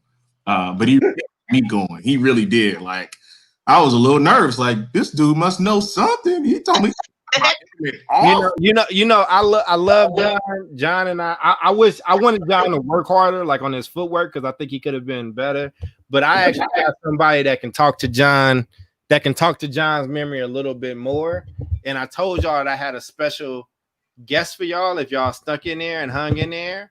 So no. How y'all doing? Well, he was chicken too. I wish it was chicken too. Oh, that's gonna make me cry. Coach, I ain't seen you in forever, Jamila. What's going on? What's up, Hub? Coach Hub? What's up, man? Oh, man. How you doing? Good to see you, man. You look the same age. That's crazy. Hey, I still got a couple years on y'all. I still got a couple years on you guys. You got a birthday coming up, huh? What's up? You got a birthday coming up, huh? Yeah, I do. Okay. Let me do this the right way, because I actually think some people gonna cry from seeing you. Jamila already beat us there. Man. Let me do this the right way. Let me introduce. I'm gonna mute everybody real quick so I can introduce him properly. People, this is Coach Jose Bodipo member. He became one of our coaches. He was very young, out of Cal, changed so many of our lives, was one of the best coaches, best teachers, best people, loved us even when we was assholes, man. Like, this dude taught us so much, and I kept y'all on because Bodipo was running behind on a meeting and said that he wanted to get on, man. I don't feel a lot of closeness to a lot of people. I don't let it down for a lot of people. But Bodipo, some kind of way, broke through all of us, and I don't know how the fuck he did it. Ladies and gentlemen, I want to introduce the GOAT, the best coach of all time, the best teacher of all time, one of our friends. I'm emotional as well. I might cry as well. I've not seen this dude and talked to him in so long. Coach Jose Bodipo member, man. Man, Charles, you doing much, because you guys know your family. Man, Jamila, it's so good to see you. You out here killing it in the business game. One of the best child care business in Vallejo. If you got kids out there, Hub Coach of the Year. man, it's just this. And I still wish you hooped on our team. We would have won. We would have won section. We would have had you. And Charles, man, you know I look up to you, bro. Like literally. I got friends who like, man, you ever heard Dr. Charles Cole? I'm like, I heard of him. He's smart cat. Because it's literally Charles got a rep in Sacramento that's ridiculous. He speaks that stuff. I mean, I think Hub's been speaking that stuff too with Miss Lowry and what have you. And Jeff, we got to catch up a couple weeks ago. Me, Jeff, and Mike. But Jeff, man, you've been day one, probably one of the smartest students I ever had. Just proud of you guys, man. Now we're in the same business. You missed it. So we have a session where people show love, and the first person that Jeff showed love to, he talked about you. He talked about being able to get through to him and like get him to mature. I don't need to speak on behalf of Jeff. Jeff can do it himself. You about to have a whole bunch of black kids crying. Everybody just turned 16 again. All these grown-ass people with kids, with you know, all these folks just turn into kids again. Jeff, I'll leave the floor to you, brother. We can tell him what you said because he heard me. Man, but he meant the world to me, man. You know, they couldn't pay you enough. I don't know why they didn't. I don't know why they didn't keep you. You bless the world, man. Like I say, man, but Evo, what you did for me, you really motivated me when I wasn't just coasting and just getting C's, and you found some button in me. I was not motivated. I was just living, having fun, just 14-year-old me, just immature. You found something in me that made me a competitor, made me try, and you held me accountable and held me to a certain standard, and you didn't take anything less from me once I shown a little bit of something. So I really appreciate you. And man, I really appreciate you. That's all I can say, man. Jeff, I love you, man. And honestly, Charles told me you guys were gonna be on. I wasn't expecting this. I mean, you guys don't understand. Like Charles said, I was a 22-year-old fresh out of college, trying to figure out. I told y'all he was a baby, man, when he came to us. And so, but you guys put some trust in a skinny coach. Not skinny no more, unfortunately. But man, I might have to figure out how to do them push-ups that you was doing back in the day. But no, man, I'll say this about you, Jeff, and about all you guys. The one thing that I can say is that you guys got the short end of the stick, but you took that stick and you ran with it, because there's a lot of things y'all were without, but you guys, I swear, like you guys made my life 100 times better because just of what you brought to each other, the way you guys stay connected now, the way you guys support each other still. Show love. I mean, I seen Shannon got her credit score up over 700. People showing love from Emory. Like that's something that when we talk about Spartan family, like to me, that's something I carry with me for life. And to see you guys doing so well, and not just with money and jobs and status, but every one of you guys are giving back. Like that is like amazing to see. Charles is an educator. Jamila's an educator. Hub's an educator. Jeff making that bread, but he's still educating too. That is like, I talked to former Miss Fleming, Miss Lowry. We live in the same town.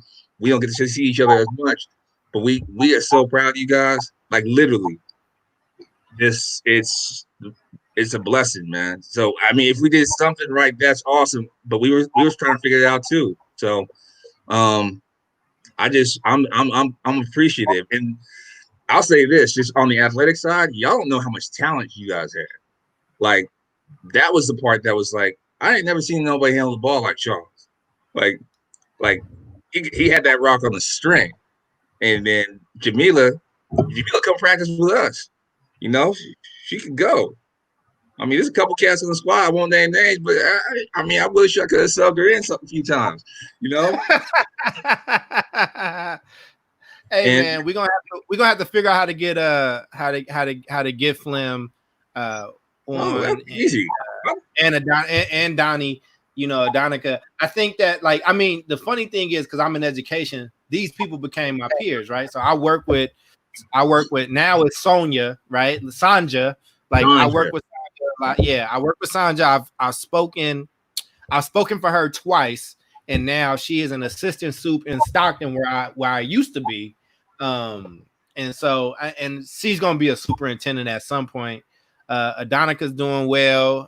Like we're all like peers now, right? So, and they didn't know. I told them this, Bodipo. They didn't know that Cam was Miss Boyd's dad. They didn't, like, a few of them didn't know that.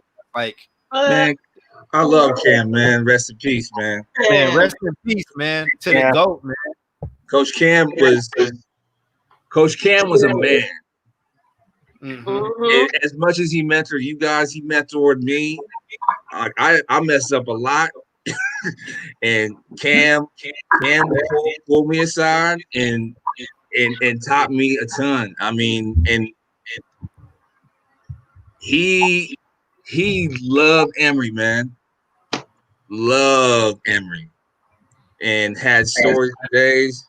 And Miss Boyd, I mean, shoot, we're peers. I still call her Miss Boyd. That's just how we all talk to each other. She's the best, like the best. Instilling education, killing it. I haven't seen her in 15, 20 years. If you have her on, you gotta let me know. I would love to catch up and chop it up. But nah, and man, and just this is man. Thank you for hanging on. It's just good to see you guys. Well, I was trying to keep them on because I said they didn't know you was coming. And like I said, it was, it just worked out that Jeff gave his shout out to you, and last week Rob gave his shout out to you, which was interesting because Rob didn't play hoop. You know what I'm saying? But Rob like came to you. So like when Mike actually set up tonight's show and the Negro not here, we got smoke for him. Rob gonna give him all the smoke for me. You know what I'm saying? But when I hit you and you was like, "Hey man, I'm on," but I'm gonna try. I was like, I'll do my part and I'll keep them on, man. But like, so real quick, how does it make y'all feel? So first, I mean, Jamila's a crybaby. She crying already. It's fine. Like, it's all good. I used to get on probably all my teacher nerves. I remember Bo Depot. Like, I remember his first year there. And I remember having his class. And I used to be an asshole. I was a class clown. I was hard-headed. I mean, Miss Fleming was my coach too. I remember Miss Fleming looking me. I'm on the basketball team, so I'm thinking I'm gonna do a favor or something. Miss Fleming did not play. She's like, Nope. like, what? I was a bullshitter. But I appreciate you, little people. Y'all pushed us. Y'all held us accountable. Like, totally held us accountable. So, yeah, it's good seeing you. Good to see you too. I'm sorry I missed you when you were at your concert concert. Sorry I missed your tournament. I was trying to make it out there when you came out the sack. Okay. But really proud of you. Hey Charles, real quick. It's a lot. Go ahead, say Coach. something real quick, because you guys were talking about Jonathan before I came on. Oh yeah. Go ahead. You got the screen. No, I don't need the whole screen, but I mean, you got it. Go ahead. You deserve the screen. Take I the don't like screen. looking at my face personally. No, Jonathan, dude, was a really good kid.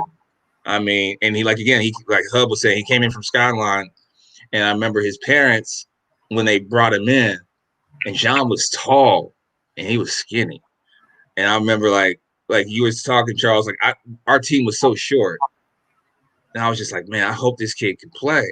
And it took him a while to get caught, and that was one of the things that hurt me was that when I had to leave Emory, he was going to be coming up and playing ball, and we had a really good team that was going to be coming back, and his parents were just so good to us as a team. Like I don't know if you think you guys remember, they gave us like water bottles and got us energy bars. Power bar, bro. Power bar.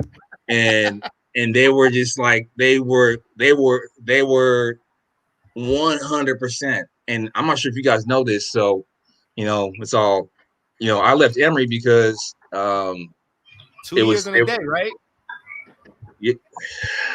That's crazy. You know that. I mean, I worked in the soups office afterwards, and I actually, you know, who else I actually ended up working for and kind of like giving advice to? Remember our principal? Remember our principal? Dr. Go ahead and Carpenter. say her name. Dr. Sandy Carpenter.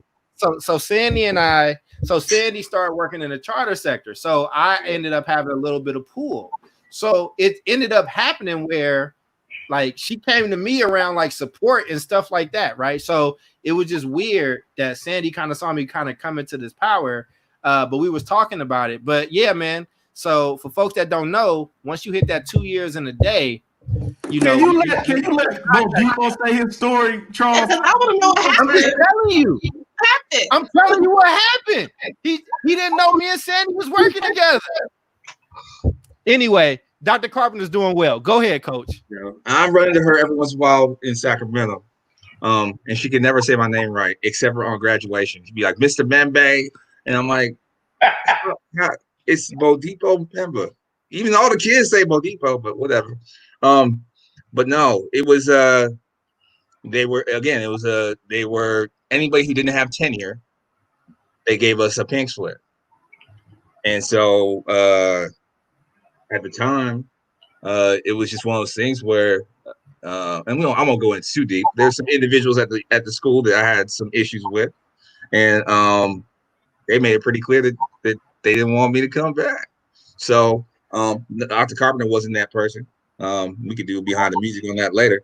But what was sad was John Wallace's father and mother were so awesome. We talked the entire summer, and then when I moved to Southern California, and he actually was successful in creating a spot for me to come back. But it was like so late in the school year. But they fought hard, and I really appreciate them just for always looking out for me. Because again, I was still, I think at that time, maybe I was 23 at that time, maybe 24. So I was still trying to figure out life. So they had my back so much. And so like to see John blossom and to see his life cut short the way it was just heartbreaking to me. It was, and I mean, thank God Chick's all right, man. I just, cause I remember coming up to the hospital, and like every time Chick posts that on social, scary stuff, man. You don't know what you love and who you love until those scenarios happen, when you lose people that just got so much. But I'm just so glad you guys had that relationship to be, to make that feel the way. Okay. Hub, save me, man. I'm about to lose it. Come on now. No, man. God bless John, dude. Well, Hub started it out last week, so I'm gonna give it to Hub to tell Hub, repeat what you said. Like, why did you choose Bo Depot? Why did I choose Bo Depot? Oh, Bo Depot was such an inspiration to me, man. And I didn't even know you wanted me to play basketball. I probably would have played, man. That's a dang lie. I told you. I told you, Hub. I told you. I said that.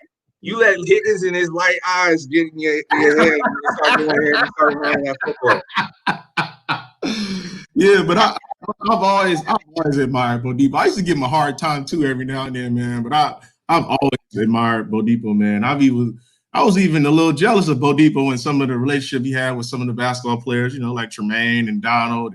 It's like, man, he was just a inspiration, man. To see a black man, a young black man. I didn't know he was that young though. Bo Depot, and he was really young. But he, and that shows, you know, the person that he is, because I thought he was a 30-year-old man. He was super mature around us. It wasn't like he was another one of the kids. And we've always respected him. Like y'all said, man, we was being childish at times, but we still saw him as a man, you know, and that was, you know, one of the few black men that I got to look up to, because there wasn't too many black men. I mean, it was him and you know, smooth, light eyes, Coach Higgins. Yeah, Doc. I see you, Doc. But I mean, I can't really think of too many other people besides that, man. So, and that's what encouraged me to want to be exactly like them. You know, want to be people that people like me could you know, when I was a kid, I looked up to these people. So hopefully I can inspire some people too, man, to do the right thing. So it meant a lot, Bodipo, man. I appreciate you, brother. I appreciate you too. You tell your little brother I said what's up too. It's good to see your family, man. Watching your family grow. It's awesome, man. And I really respect what you did with your team this last year. I know how competitive you are, but getting those young folks to show up every day. I mean, I'm blessed to hear this, but I can't wait to hear those people say those things to you. Because you guys are changing, man. You guys are changing lives, dude. Like literally, that's like the coolest thing. Like Jeff, I got to see Nick coach at Emory in Sacramento. Like, you know how cool that is to watch like your players coach other players and do stuff. Like, man, and do it better than you, which is the cool part. Like, that's the best part about like Charles, man. Charles used to get in arguments with people back in the day when he was 15. And I'm not sure if you know this. So, Charles, you scare me sometimes because some of the beef you and I have had is because of our similarities, and we're both stubborn as heck. But you're just smart, dude. And I had to have one of the other coaches tell me, he's like, you know why he drives you crazy? It's like, because he's right sometimes. I'm like, I know, but I can't let him know that. Like, you gotta keep him in there. But it's a blessing, man. It's a blessing to see you guys and to have this conversation. I appreciate that, man. I think I think playing for your team, and I think going from being an outcast and sophomore to becoming captain in junior year and going in the senior year, you know, I think there was a lot of growing that happened there. I did want us to have. I'm gonna keep it a buck with you. I said this then. I'll say it now. I'll retain it. I think that like we needed just some more structure and T and Donald got to do whatever they wanted to do, and the team was not. I just was not feeling it, but I disagree with you. But we can agree and disagree. But it's good though. It's fine. It happens. I mean, listen, superstars get treated differently. I think it's fine. I think that I didn't have the blessings physically that a lot of people had, but I tried to work hard. But I think that, you know, one of the things that I wanted to do for you, and I don't know why that just happened. Let me fix my camera. I don't know why that just happened, but I think I told you, they didn't bring you back. I could have stayed at Emory my senior year. I chose when they didn't bring you back. I've been like not revolutionary, but like activist, like an activist from the gate. Like I said, if they don't bring Bodipo back, I'm not coming back. And I didn't come back, and I missed the whole senior year playing ball. You know what I'm saying? Like I love basketball. I love basketball more than I love anybody. There's more than I love people. You know what I'm saying? And it hurt me to not to be able to play my senior year. But you know, you had our back, so I wanted to have yours. So it meant a lot to me, and I didn't want to play for nobody else. So, you know, that's what we do. And I appreciate you. I appreciate you too. Do you remember when you went to Bear Creek though? Some of the conversations we had. I do. I definitely do. I remember them, but you might remember different ones. But I remember. Yeah, no, it's just I'm gonna say this to you too, and most of you guys don't know this. I took Charles, Tremaine, and Donald down to LA, right before your senior year to a showcase tournament, and because in my opinion, the three of you guys had the skill set to play at the collegiate level, and that was an opportunity to get seen, and we lost the playoffs the year before, and straight up, Charles, you showed up, dude. You brought it, and that's what always hurts me is I wish I would have stayed because I really think, and Jeff and I talked about this last week, I really think your senior year would have been like out of this world because if so, y'all don't know this, but we went into the spring in the spring and the summer, we still played. And Charles was running point, and was it Richmond that we played? Yeah, we played. I mean, we played a lot of people, man. You talking about but you had a game though. There's one game in the summer though where we played one of the top teams in the East Bay, and we had none of our returning starters except for you, and it was you and all the JV cats. and you went off, went off. And it wasn't just like scoring and all that, but you went off and was just running the show. And it was one of those moments where I was just like, because you don't remember, y'all were preseason top 5 that year. And that is one of the things that I talk to Coach Gabe all the time. And we regret. I mean, like literally, we just think every single day, one, against Branson, we should have started in zone. Coach Abrami told me, I didn't listen. I was young and dumb. Coach Abrami comes to watch the games. Like, man, I've been watching y'all. Y'all been doing good. I know you guys are great on the man-to-man. You need to play zone against Branson. They aren't. They will. I'm like, Branson was good. Branson they were good, but I was stubborn. Yeah, they didn't listen to this. We couldn't hang with the man-to-man. If we would have made them shoot the rock, like they just walked into the lane, and we didn't have a big team, right? Like I said just last week, Donald. You know, we was blessed to have Donald, but realistically, but realistically, Donald should have been on the. You know, if he was at Tech, he would have been a 2 or a 3. You know what I'm saying? Like, I mean, Donald.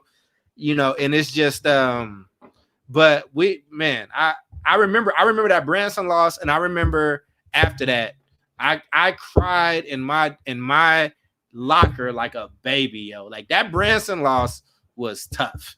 And how close did they how far did they end up going that year? They went to the NorCal final. They went 1 game away from state. And so I'm not sure if you know this. So my brother went to Branson. I've known that coach. They tried to get me to go to Branson when I was in high school. That was a personal game for me. And y'all, I mean, Charles, I got the box score right here in this closet right here. Because you take away that first quarter when I messed up, I think we win that game. Straight up. Because if you're running point, we play zone. I start Aaron instead of Paul. And then what's up, Keith? Good to see you, man. I'm gonna bring him. I'm gonna bring Keith on. Keep going. I got it. Get it. Sorry. Man. It's just yeah. Sorry. I got all the games in my head now. But Jamil, you had your hand up. Jamil, you had your hand up. You did one of these. Oh, I was just thinking about advocating and stuff, thinking about how you left, you know, the way you had to leave Emory. And if more parents would have just, you know, fought for you to stay there, you know, sooner, you know, just the importance of that. Parents knowing that they could really speak up. That's what I was thinking about. Have you guys ever been able to play in a state championship basketball game?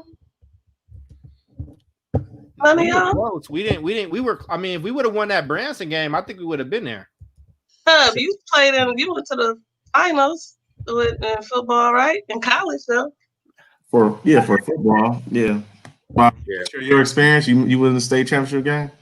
I mean, we didn't win, we was runner up, but I played in the state championship. That's awesome. Yeah. Contra Costa College, right? Okay, Bobby. Yeah, I used to be a big Jamila fan. I was a huge fan of hers on hoop. So did you help work out Cap when he came to Nevada? No, story though. I really do have a Cap story. But back in Jamila, I remember when I was at DVC, you know, we kind of lost we lost track of each other, and I saw her at Contra Costa, and I was just super excited to see that she was back playing basketball, because I've always felt that she had, you know, mad skills on the court, man. But yeah, Cap. This is before now. I met a different Kaepernick, and I'm not trying to knock him. I don't want y'all to see this as shade or nothing like that. But when I first met Kaepernick, he grew up a lot in the NFL. Like he had issues right before he became like the Muhammad Ali of this generation. So he grew up in Nevada, Reno too. I mean, like of all places, he grew up there too. But when I met him, he was just from Turlock, so he was a different. Right. He was a different cat. Like he was kind of like a little awkward, kind of like still trying to find himself. You know, he didn't have the tattoos. He was a little goofy. When he first came up, man, he was not the greatest quarterback, but he always had a cannon, man. He had a cannon of an arm. And I'm gonna be telling all his business now, but we was actually for a quick second dating the same girl. Me and Colin Kaepernick was dating the same girl. Which is man. Which is my Colin Kaepernick story was who sing that? You know you can't be no kind of salty, right? You know that, right? R. Kelly and somebody else, same girl. Yeah, it was dating the same. Hey, R. Kelly's off limits, man. He is. R. Kelly and Usher, they not one of us no more. Same girl song. But yeah, Colin's a good dude now. I mean, he's a good dude though. But I remember that he was totally different, and now, man, he's one of the leaders of the movement, man. Shout out to Cap, man. Shout out. I mean, I kind of, I see they working him out. A part of me, I mean, if he wants to come back, I want him to do what he wants to do. But like, I think that it's kind of more powerful if he doesn't come back, because then it goes back to being about his game. And when he left, because I'm a little nervous for him. I feel like, in a way, like for him to be successful would be like almost a miracle. You know what I mean? Like, he haven't played in I don't know how many years. He ain't threw a football in the NFL in a while. So I'm nervous that if he do go out there and he's not the best version of himself, that, we might hear some of the backlash from it. So I'm with you, Charles. I'm a little nervous. I think it'd be more powerful. He was like, yeah, no, I'm not playing. Yeah, I mean, I think I get it, man. I think, but I mean, look, he's a competitor though. He's a competitor, so I mean, and he's an athlete. Like, you know what I'm saying? He's they give him opportunity. They give him an opportunity. He's gonna go out there and sling that thing. But Jeff, let me go to Jeff real quick. Jeff, I didn't tell y'all, and I wasn't trying to be deceptive, but I didn't want to tell y'all that Bodipo may or may not. One, I didn't know if he was gonna be able to make it, because I mean, he works like I work. Like, it just sometimes you just can't do it. But I know you had just got through talking about him. So how does it and Keith, I sent you something in your inbox. So go check your inbox, Keith Reynolds. But Jeff, I know you wasn't expecting him to pop up after you mentioned him. So not at all. So I mean, and I know you having a rough time with your leg, trying to rehabilitate, and just what Bodipo means to you. So keep go ahead, brother. Keep the conversation going. We all Jeff, you got something going on with your leg? I missed that. Yeah, you missed it, man. Jeff will tell us. Go ahead and update everybody, bro. Yeah, so a few months ago, I tore my Achilles and been trying to rehab that and trying to bounce back. It's kind of hard dealing with that during these times where, stuck in the house, can't do nothing. So been picking up a lot of weight, but got to find a way to, do that. Handle that, maintain, but so Bodipo, he was pretty busy in high school. You had to balance the athletes and the students, and you found a good way to balance that. You knew how. I mean, I love basketball as well, but that wasn't my thing. I was I didn't have a career in basketball. I understood that, but I love to play basketball, but you moved me as a student. You made me become a better student. You made me become a better thinker. And it's like nobody was able to do that. And I really found that, you holding me accountable and making me think, and, just holding me accountable. You see me in the hallways getting kicked out of another class. It's like, it's like that look, you gave us is like, okay, you got to do better than that. What's wrong with you? So it was heavy appreciated what you did for me and me then, and why I'm able to focus now and able to, just be brilliant to everybody else, because how you treated me and how you actually, how should I say, how you uplifted me, I get to do that to other people. I get to help other people out. I get to see parts of kids like my nephews or whatever. I get to talk to other people and find something in them, the part where they may be feeling like, but I could talk to them and bring them up and find something in them that motivate them, just the way you found out in me. And I really appreciate that, man. I appreciate the compliments, but I can honestly say this, and I just recently, I'm a pack rat, and I'll just give you guys that as a hint. I used to keep a lot of your guys' papers. And so, Jeff, for you, part of what you don't get credit for is how smart you are. like your writing, your critical thinking, and your abilities is off the charts. And I think that was the one thing, the benefit of being a young teacher was that I had literally just gotten done writing theses and literally immersed in that educational process. And a lot of the students at Emory were already at a level intellectually, thinking critically as college students, but you guys didn't necessarily have the support or the consistency. You had 8 principals in a row, or you had teachers who said, oh, he got a do-rag on, so I'm gonna assume he's a bad kid. But it's like, and that was, I mean, there's a lot of folks, and again, like you said, Jamila, like that line of being hard, because Jeff, I wasn't easy on you. I gave you some rough grades. You stepped up. You stepped up into and tapped into that. It wasn't like I was like, oh well, I know he's smart. He's gonna slide. I mean, one of the smartest cats that y'all grew up with is your boy Stan. He was brilliant. Didn't necessarily do work in class all the time, and that was one of the issues. It's like, you know, he's smart. Same with you, Charles. I mean, there's a rebellious side of you too, that you were a smart guy, but you like to challenge people sometimes. And that was one of the hardest things. It's like when you deal with folks that are so talented and then you don't know the whole story. Like I didn't know all the things that you had to overcome in that process. And that's why when we're talking about all this stuff right now, I grew up in a neighborhood where the schools didn't have the issues that Emory had. Like y'all had a raw deal. That's what me and Jeff were talking about last week. I mean, the gym got locked up at 5 o'clock. Like that was ridiculous. We would have to do half-court practices with the girls' team for an hour because they was playing ping pong. Like, but yet you guys still survived. Hub, you was out there running track on a track that looked like an L. Like, and still you guys found a way to make it happen. And you guys had teachers rotating in. And I respect all the teachers I taught with, but you guys know some of those classes, they wasn't real. Don't do that, Bodipo, because Charles is ready to pounce on that. I'm not. I didn't do nothing. I said nothing.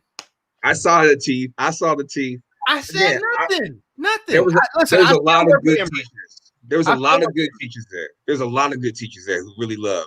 And I disagree with Charles on one of those. I'm not. It was AP English. It was AP English, and she gave out packets.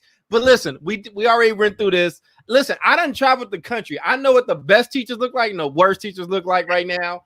But I'm gonna hold it because I went through it last week. But Bodipo, I surprised Jamila and the team with you all. They didn't know you were coming. But now I got a surprise for you that you didn't know was coming. So again, I want to welcome this other young brother who has gone on to do some amazing things, that you played an impact and a role in his life. And he better than me. I already know who he is. We should have had him on the court a little bit more because he turned out to be a star. And I'm really, really proud of him. And he's an amazing father and a husband right now. Love him. People, I want to welcome y'all. Keith Reynolds. How y'all doing, man? It's good seeing all y'all. Man, great to see you, brother. What's up, man? Man, hey, you have a new title, don't you? Yeah, I'm a senior project manager now. So I'm doing up, dude. It feels good, man. But you know, you played a big role in my life, sir. I really, I tell you that all the time. You really did. Like, well, tell everybody so everybody can keep crying, because Bodipo got everybody crying. It's true. I remember everybody shedding thug tears. Like Jamila ain't stopped crying. You know what I'm saying? Jamila been over here waving her face the whole time. So go ahead. I shot Mr. Bodipo out of my wedding. Man. I did. Yeah, and that was a fun day. We were lucky to have like a black man like him in our life. Young. Because when I went to college, man, I met some people, they didn't have anything like that. And you can tell they didn't, and that's why, as you get older, you start appreciating stuff like my dad, my dad was just there, you know what I mean? And then when I got to college and I started meeting like one of my frat brothers, he grew up in foster care, and like he didn't have anybody. And I just saw him like, man, my dad, man, I started appreciating him so much more as I got older and, just living life a little bit. And the same with you, sir. I'm not playing. Like I started appreciating all the stuff you did for us, man. And it was amazing. And if you stayed my senior year, we'd have won state championship. I keep telling everybody that. I have no. You didn't have a coach. I would have just rolled the ball like, y'all were dope. Y'all were dope. My senior year, man. Y'all were dope. Time out. Stop. Senior year, bro. It was good. Keep. Y'all had a good team. No. Yeah, I think so. I think Mario Malavi. We had Mario. Charles. Over Aaron Nails. Over Charles. Over Dude, Tremaine. we lost 2 games all season. Charles. Mike. They had a more complete team. They had 10 towers. Charles. We had 2 big dudes, man. They had Keith. They had Nick Wallace. Breeze. They had Johnny Wallace. Sandeep was averaging 25. It would have been real deep. They had a more complete. You said who was average? How much? They had Sandeep averaged like 20 or 25. Listen, I love Steve to death. I love he Steve. Was killing. Steve had a great shot. Steve had a great shot. Bro. We had Aaron. Listen, bro. Our starters was Aaron, Mario, Tremaine, Donald. Aaron was class of 2000. But I'm talking about my junior year. That's the last year I played. Man. That's the last year I played. We had Bones. Bro. We had Bones. We had squad. Listen, and Keith came up that year. Keith came up that year for a little bit and played with us a little bit. So I'm gonna tell you guys. Ask Keith about why he didn't come up and play varsity that year. Because he was killing on JV. No, ask Keith. Keith, let why him you answer come up the and play question. varsity, Keith? I mean, I came up. I felt like JV was it was getting easy. Yeah, exactly. But then Mr. Bodipo was like, come up and play for her. So I was like, I'm gonna come. I didn't want to at first. You know what I mean? I wouldn't want to either. If I'm dominating JV and it's all these seniors and it's all these people's time. Listen, let me tell you the one X factor that nobody thinks about. Kevin Bone. If Bone, Bones could ball. Not only could Bones ball, Bone was a real athlete, but he didn't have the confidence. So he was always deferring. If we would have got Bones in a place where he was in attack mode, like and leaping and like doing and playing like a stretch forward type situation, bro, it would have been with Donald Bones. But that's not his personality. Some people have that personality. I didn't care about Clyde Drexler as good as Michael Jordan because he had a personality. What'd you say? Say Clyde Drexler and Michael Jordan the same physical person, but one person got the personality. He gonna put in the work a little different. And people and I want to show love to Aaron Nails. I want to show love to Aaron. Me and Aaron got into it, but Aaron was a solid. Aaron was solid. Aaron could ball, man. And then we had people that started with us that didn't finish, like Zoe and all them or whatever. But Aaron, I think, was a good leader. I think Tremaine played well off of Aaron. I think with Donald, I do think this is the only thing. Bodipo was an amazing coach, but he was also young. I will always say, if Bodipo could have reined in Donald and Tremaine in a different type of way and pushed them to the next level, because Tremaine was good with us. But then when Tremaine got and played like Bach and all them other people, like when we played St. Liz and we won that St. Liz game was probably the best game we ever played. You know what I'm saying? But it's I think you could have helped elevate. I think if you would have been in year 3 as opposed to the year you was, I think Tremaine and Donald, where it's look, you got to get people involved, and this is when you take over. This is how you kind of lead it. I think we could have won state. I really, truly think that. The best team that ever came out of Emory had Tank on it. I mean, let's just be real. We're not fucking with that team that had Clyde and Alvin, and then before that with Tank and all those people. You know, my cousin played on that team. My cousin was point guard. That Tank team and Tank got a raw deal. He should have been in the league or whatever. But to be such a small school, we put good teams on the court. Now, Hub can talk about football. I don't know. Football struggled, but he can talk about football. But he did well in football. But as a team, I think basketball has had a history of being very good and overperforming for what people thought we would perform at. I will say that. And Coach, I appreciate you for our jerseys, our practice jerseys, and the apology we will give you for Tahoe both years. I will I don't want to hear nothing about Tahoe. I became a fan in Tahoe, baby. Like I said, all I can say is if that's the conversation, I'm leaving. And then second, what I was more proud of, see how I'm gonna pull this back. What I'm actually proud of is the grades y'all got. Man, fuck them grades. Let's talk about Tahoe. Nah, I'm bringing it back. I don't care what always says. I know how to get off the show. Nah, because here's the thing: the team that you talked about before, when Vic was coaching and the whole nine, that was a really good squad. But if y'all remember, when they got to the playoffs, the whole team was academically ineligible.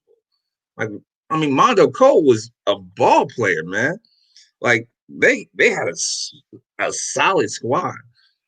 That's why I was proud of you guys in terms of actually putting in the work to get your grades up and to see how many of y'all went to college. And okay, whatever. That was what I was proud of. I mean, that's what I'm saying. Keith is another one, man. Keith, you always been the big brain, man. You always been smart and always ask tough questions. And that's why I was always frustrated, because we brought you up for the Brookside Christian game. And Brookside Christian was defending state champs, and we lost to them by 3 at the house. You played really good that game. And then I remember asking, are you muted? Keith's muted right now. Is everybody, can Keith get unmuted? Yeah. I want to hear it now. He can unmute himself. I just muted because Hub said people was hearing the echo. So I just mute people when they're not talking. Gotcha, but go ahead. Oh no, I was saying like they had a big dude, man. I remember them. They were good, man. Yeah, that was a good team. You know what's funny?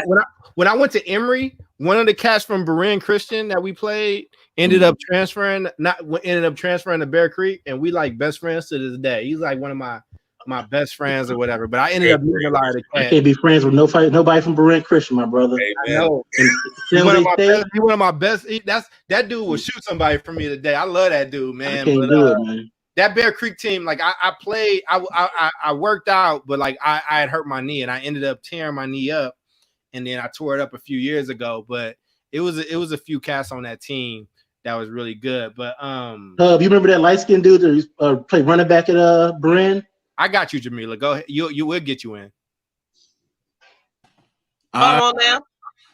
No, after I do remember. He was really fast, right? After Hub goes, Jamila. Jamila can go. Go ahead, Jamila. Go ahead. Oh, Hub, you go. Yeah, and go ahead, Hub, because I don't want to lose the question that Keith had.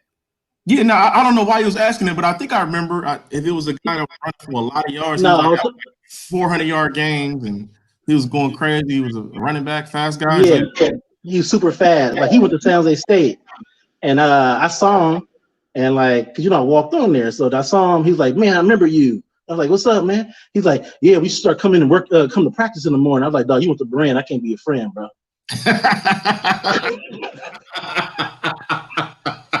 I was like, "We not cool, man." That's awful. That's awful. Go ahead, Jamila.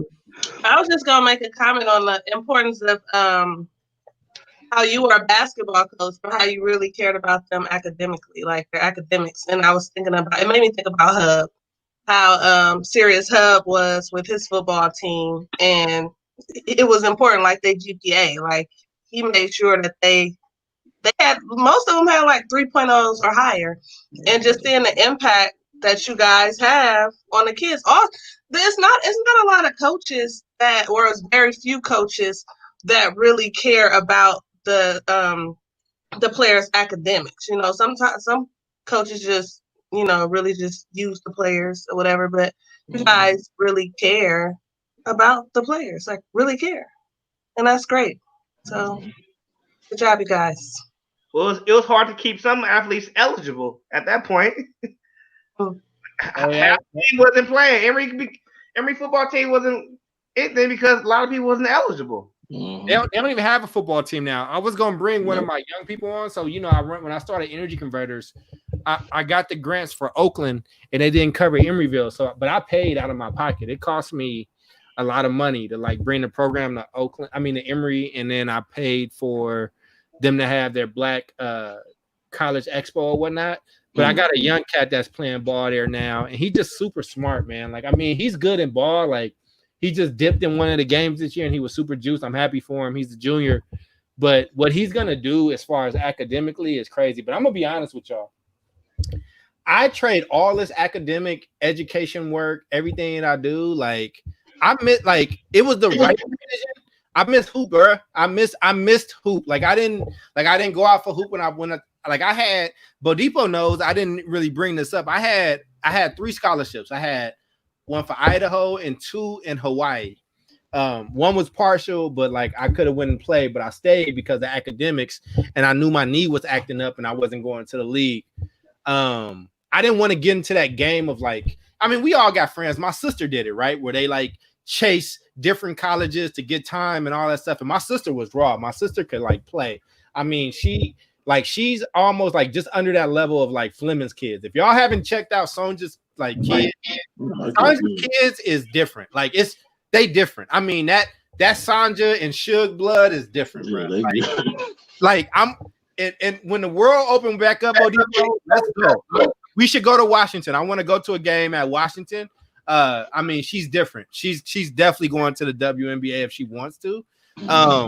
But I'm gonna tell y'all that I trade this entire life to like keep kind of chasing down basketball. I love basketball more than I love the work that I've like the impact that I've made in communities. I just love basketball has been the only consistent thing for me from Chicago, Kentucky, and Oakland. Like, why don't you coach? Jamila, if you don't stop raising your damn Jamila. Hey, and after Jamila, I got something I need to address with the group real quick. I don't want to just interrupt.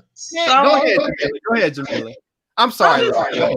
No, it's okay. Because like understanding the importance of physical activity and playing on a sport, and and how they are removing certain sports programs out of schools. That's wrong. Just think about for me, basketball is therapy for me. Like it's therapy. Like you need to get out there and like I have so much fun. I'm just thinking about from the team aspect, just you learn how to work with other people. You have this coach, you learn to be coachable. Like it's all that stuff that comes with it. So yeah, they gotta stop. Did they really remove the football program? Oh yeah. I mean, that's so not right. They didn't have enough. I mean, you gotta understand. I'm at Emory a lot. Like I'm probably at Emory more than everybody here. And I spend a lot of time there, and I donate a lot of time there. They just it's just a different era. Like kids are just not playing sports in the same way.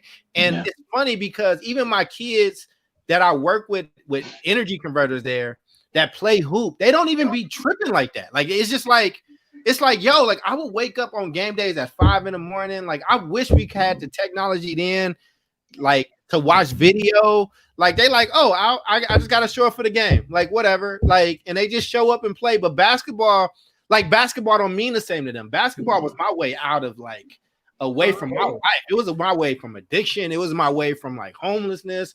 Like I saw basketball as like a canvas, and I was an artist. Like I love basketball. They just playing to play. It's a few of them that can actually really ball too. You know what I'm saying? They just naturally gifted. They don't play outside. They don't know what it's like to play at Mosswood. They don't know what it's like to play at in San Ramon, and they don't really care. And see, that's lack of like, I mean, people holding them accountable and stuff. Like what's in their environments? Like who are they seeing, or who is pushing them to go out there and practice? Like, well, let me say this. Let me be fair, right? Because my guy who's a star ball player, he's the best, but you know what he's better in? He's already running a business. He's one of my top kids. He just gave a speech in front of 3,000 people that we coached him up to. Like, I mean, like his life is just different. You know what I'm saying? Like for us, man, sports, basketball, football, track, whatever, it just meant so much more. But he's just, I don't know how to say it without, I'm not trying to sound offensive to none of us, but he's just a more whole kid, if that makes sense. Like they're more passionate about like video games. He's like, it's a game. You know what I'm saying? Like, oh, I'm happy I dunked. I'm happy I went for 30, but I'm about to like join this tech program. You know what I'm saying? Like, it's just different, and Emory's getting some different. I mean, I'm happy for him. You know what I'm saying? Like, basketball just replaced a lot of shit in my life, as opposed to being something I just played that I enjoyed. Like, you know, but Hub, I know you wanted to say something to ask the group.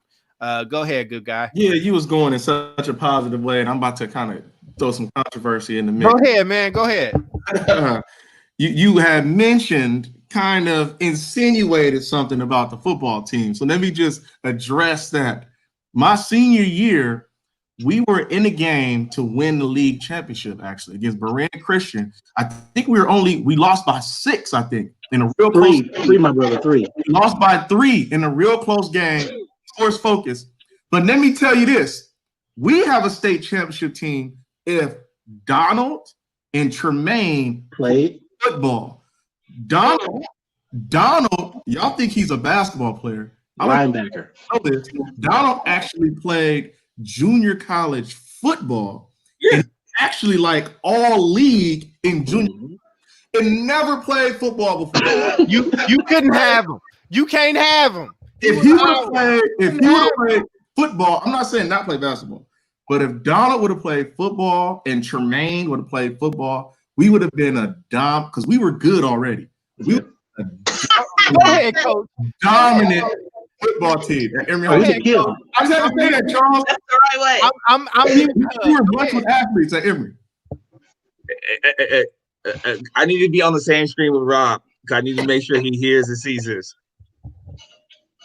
First of all, I want to be on the record to say that I encourage both Donald and Tremaine to play football. See, this is why he was a bad. This is where that youth and coachness like plays out. Why would you do that? No, because the thing is that I knew, God bless Donald, but he was 6'1.5" in high heels, man. He wasn't that tall. Like, and he could have played at the collegiate level, but his athleticism translated great to football. That's true. That level of athleticism, you either put him on the D line or something like that, or if he could catch, linebacker, it's good.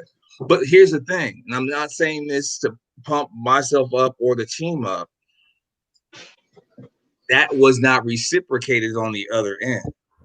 There was folks on the football side telling cats not to play basketball, and they saw that, and that's why they stayed and played basketball. So I'm not going to name names. I'm not going to call nobody out, but that was a problem. There was cats, when you guys have passing league, that would want to play basketball and football. We're told, if you miss a football thing for basketball, you're done.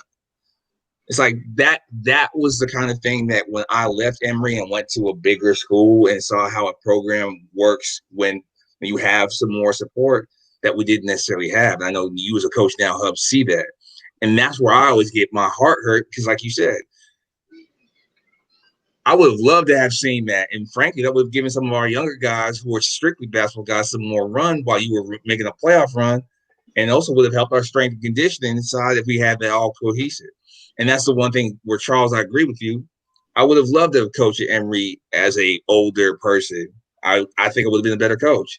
But on the other end, what I loved, and this is something you may or may not remember, the program was built on 2 people. You, Charles, and Paul Tate. And I'm going to say, because you and Paul were the first and the only cats when we started conditioning and working and doing everything that just showed up the day after the first season ended and set the pace for the rest of the team. Then Mike Johnson came, and then everyone else followed. So I agree with you, Hub. You all would have been better. But that was the one thing about Emory is that I always left me in a sore tape. We could have done like me and Miss Fleming. We were on the same, Miss Lowry, excuse me, were on the same page. But there was a lot of there's a lot of cannibalism. There's a lot of crabs in the bucket stuff where it's like there could only be one. And it didn't have to be that way. And that's where I just hope that that's why I had so much love for you guys as a football team, because we all did study all together. I mean, I loved Obi and I love Jay White and all them cats. It's like really good cats. I would have loved if half of them would just play basketball just to throw some bodies around. I mean, we had no muscle, we had no size. So, and that's why it was hurt when Keith didn't come up. I was like, man, this cat's out here dunking as a freshman. We could have been nice, but yeah. I would pay money to watch Keith's group versus Charles's group in a game right now. I would pay money to watch that right now. Wait, what was that? Hey, we had a good team, bro. Hold on, Hub. I'm not saying y'all didn't have a good team. Come on now. But come on, bro. Like we had Keith Kennedy. Mario was balling that year. Malave was great. Let me tell you one thing. I'm gonna tell you one play. One play I knew he was good. We were playing Brent Christian, the Sports Focus there, right? So I steal the ball at half court. I got Mario and John coming into the lane, so I get in the middle, right? Point guard come up. I give him a little in and out. I go to the basket. I got a wide open layup. I was like, you know what? I'm gonna throw this off the glass just to see what happened. Boom! Both of them dunking. But we had Donald. Listen, let me be very real with y'all for a second. Can y'all hear me? Am I still here? Like, let me be real with you for a second. Like, me and Tremaine was shooting from 5 and 6 and 7 feet behind the 3-point line already. Like, before Steph Curry was a thing, bro. Like, I didn't even care about scoring, bro. I really wanted to be a coach on the court. Like, I tried to take my ego out of it, and I tried to just like, yo, let me just try to get more than 10 assists a night. And I wish we had somebody that was actually capturing all of our stats, because me and Mike was arguing about this last time, but we didn't have somebody capturing all of the stats or whatever. Y'all was good, but I wanted to see y'all good. And I count you as a part of our team, Keith. I think this is what I think. I think if you would have came up earlier and we would have worked on your footwork, like you were a great player, you were a great athlete, and you wanted it, and you needed that 6 months to get your footwork in place. I think that we could have been even better. I think that, like, and we played in the BCL at the time. The leagues have changed. I worked in the Soups office in OAL, so we changed all the leagues and stuff. So it's kind of weird now. But like in the BCL, you still could have played that 3-4, that 3-4 role, and I think your footwork would have been where it needed to be. I just think we need a little bit more discipline, and we could have kind of been there. I mean, but look, I had better scores. I think the scores. Like, people that can get the ball in perimeter and just go. I mean, I could have got the ball in the perimeter and went. I just didn't. That just wasn't my role. Like this the thing. That wasn't my role. I will say this, and I want to show love to somebody who's not here, and we didn't talk about. I want to talk about people like Abe. Abe was like our workhorse. Like Abe was Abe, Ramon, like people like this who are already grown man shape. But this the thing, right? They probably didn't have super raw talent, but they worked really, really hard, and they protected people like me and Tremaine or whatever. So if somebody did something to me, Abe didn't care for Tremaine too much. I'm gonna just keep it real with you. And Mario and them, he didn't like them. But for me, like if somebody did something to me, like Abe, somebody did something to me in a game in Richmond at Salesian, and Abe came down the next play and like dipped the dude, like he like got kicked out and like slammed the dude or whatever, right? Like we had workhorses that were like real savants in like basketball. I will say this, I want all of us to be good, and I know I gotta let you cats go because we've been going for super long. Coach, we just didn't expect to have you. Keith, we didn't expect to have you. Hub, you didn't have to come on tonight, man. I wanted you to actually not come on tonight and do what you need to do, but since Mike flaked on me, and I'm gonna give Mike shit, like I'm gonna give Mike a whole bunch of shit. Like it's gonna be a ton of it, you know what I'm saying? But this was good. This is what my heart needed for today. This is where, like, bro, in the world that I'm in, the industry that I work in, y'all just don't know. I get attacked. Like I said, I get attacked every day, and I'm gonna end up firing on somebody. It's just gonna happen. I'm just telling you. It's not. I'm just letting you know. We all been there, brother. I'm in it every day. I'm in it every day for multiple years, like with hundreds of thousands of dollars attached to it. Jamila, I see you. If you don't, you raise your hand one more goddamn time. I don't want to interrupt you. Go ahead, Jamila. They gonna do that to the black man. I'm sorry. They gonna do that to you. I mean, You're smart. You're intelligent.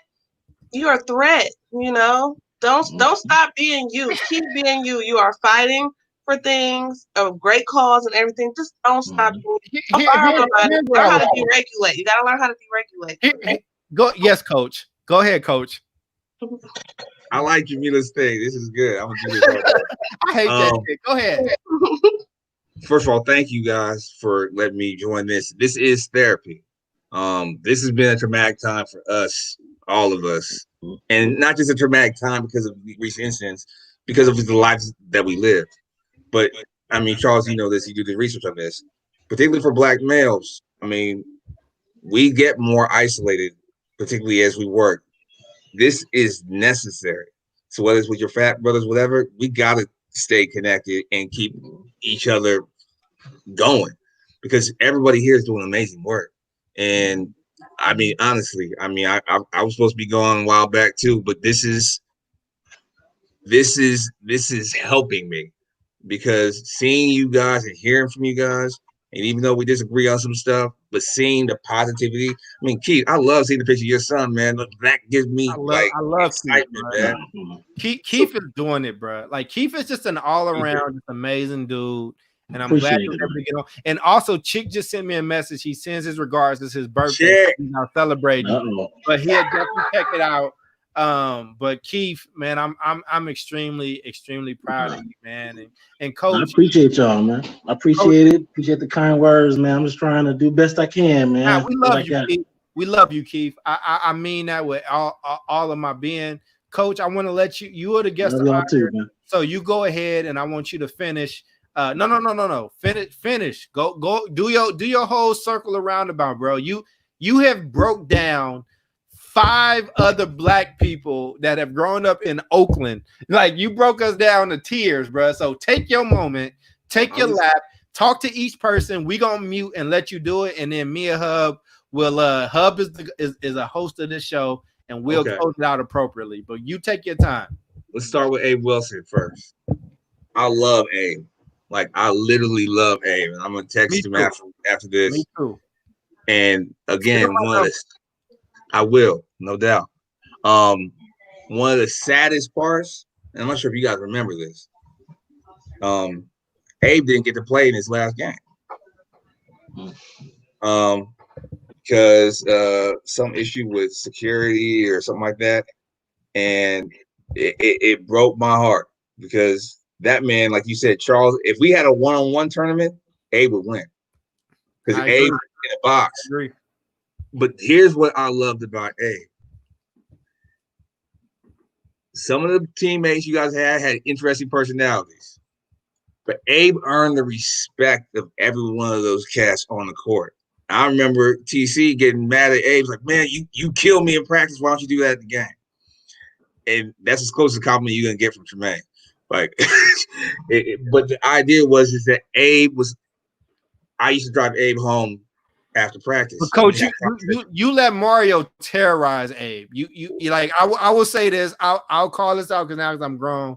You let Mario Ford terrorize Abe. Like, you let him. Yeah, and that's the one. Like, Abe, like I said, Abe, and Paul were best friends on the team. Tremaine, Donald, and Mario were really close. But it was like, we didn't really fuck with each other, man. And I think if we could have came together, like, we didn't like each other in our junior year. You know what I'm saying? And that played a role in me leaving. I mean, we all reconnected later, but Abe, I love Paul and Abe, and I think Abe probably got the rawest deal. And as I watch and check on Abe now, like, yeah, I don't know. I'm just saying, I just want to say that as somebody who was close to Abe. Mm-hmm. And I'll say, as close to Abe, I agree to disagree in terms of the perspectives, in terms of what I let happen. What actually happened, I believe you, and what actually happened. What I know is, in the time I've spent with Abe as a high school student, as an adult, I love that man. I love who he was. I love the sacrifices he made not just for his teammates, but for his family. And just proud of him. I'm just proud of who he is. I know his life hasn't been easy, but he was one of those guys who truly, I really have a tremendous amount of respect for of just the man he was. He was more mature than everybody else. And had conversations with me like an adult about things as a 17-year-old. So if we could get him on a call, I would love it, man, because Abe's a good guy.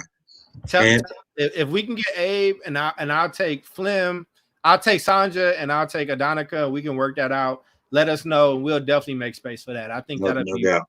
And I love Abe, and I want to just send love.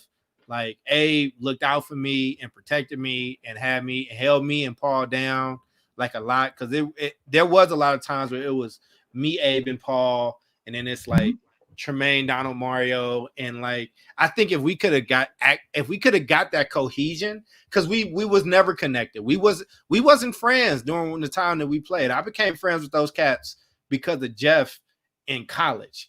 I believe it. We wasn't friends when we was playing. You know, and if we could have been on the same page, I think that we could have, like, you know. But I got you, and I would even add Moan to that. You know, I think it would be me, Abe, Mike, Moan, Paul, and then it was like, oh, the superstars over here. You know, so. But just to be clear, Moan didn't play your junior year. Junior year, Moan did play. No, he got cut, son. Moan played, bro.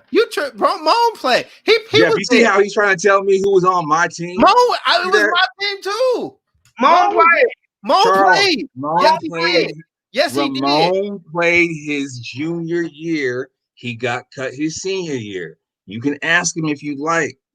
Moan ended up on that team, bro. Okay. I talked to Moan a lot. This is live on Facebook. I'll put 100 on it.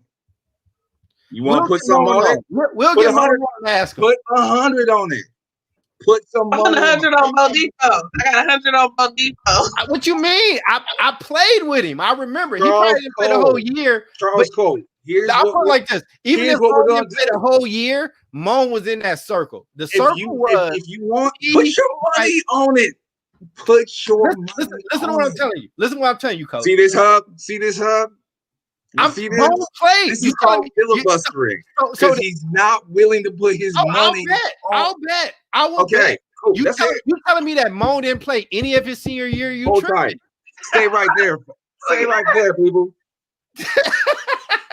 The point that I'm making is this: Moan was in that circle. It was me, Moan, Abe.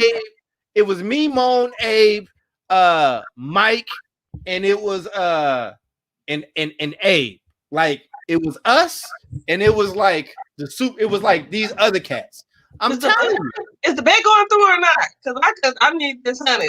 Listen, I got it. I'm not betting y'all. I'm betting Bo Depot. I but the point is that Moan was part of that group. Moan, because Moan and Paul were close. Just call him. Just call Ramon up. You said what? Just call Ramon up. I don't have Moan's number, but Jeff know how to get his number because Imani and Moan is like living this Warriors life right now. I feel bad for them because of COVID. They've been living this life. What'd you say, Jeff? That's Jamila's brother. That's what I said. That's my brother. I'm just saying, like, I mean, but I fuck with Imani. I love Imani. Charles. Are you telling me Moan didn't play no games in his junior year? None? No, his senior year. Your junior year. Are you saying he didn't play no games? Correct. He played games, Coach. You tripping. Okay. All right. I will send you the picture. I will send you the roster. I will reach out to Ramon. The team picture. He is in the team picture. Is he? Man. When y'all want to go? Jeff, go on Facebook, man. Just the manager. He's in the picture your sophomore year, not your junior year. I love Moan because I remember the conversation. It was one of the hardest conversations I had. Trust me. I remember every person I picked, every person I cut. But it's all good. All right. Okay. But I'll take that 102 tens, 75 quarters, and then the rest in $1. Hey, Coach, you sure about that? because we also started the year with Omari. We also started that the year that with was your sophomore year. that was your junior year. Yeah, It was junior year. That's how y'all Omari, used to be. That's how y'all used to be. the Charles is just wrong. I'm sorry to break it to you, homie. That was your sophomore year. Omari played he got cut. So did Lorenzo.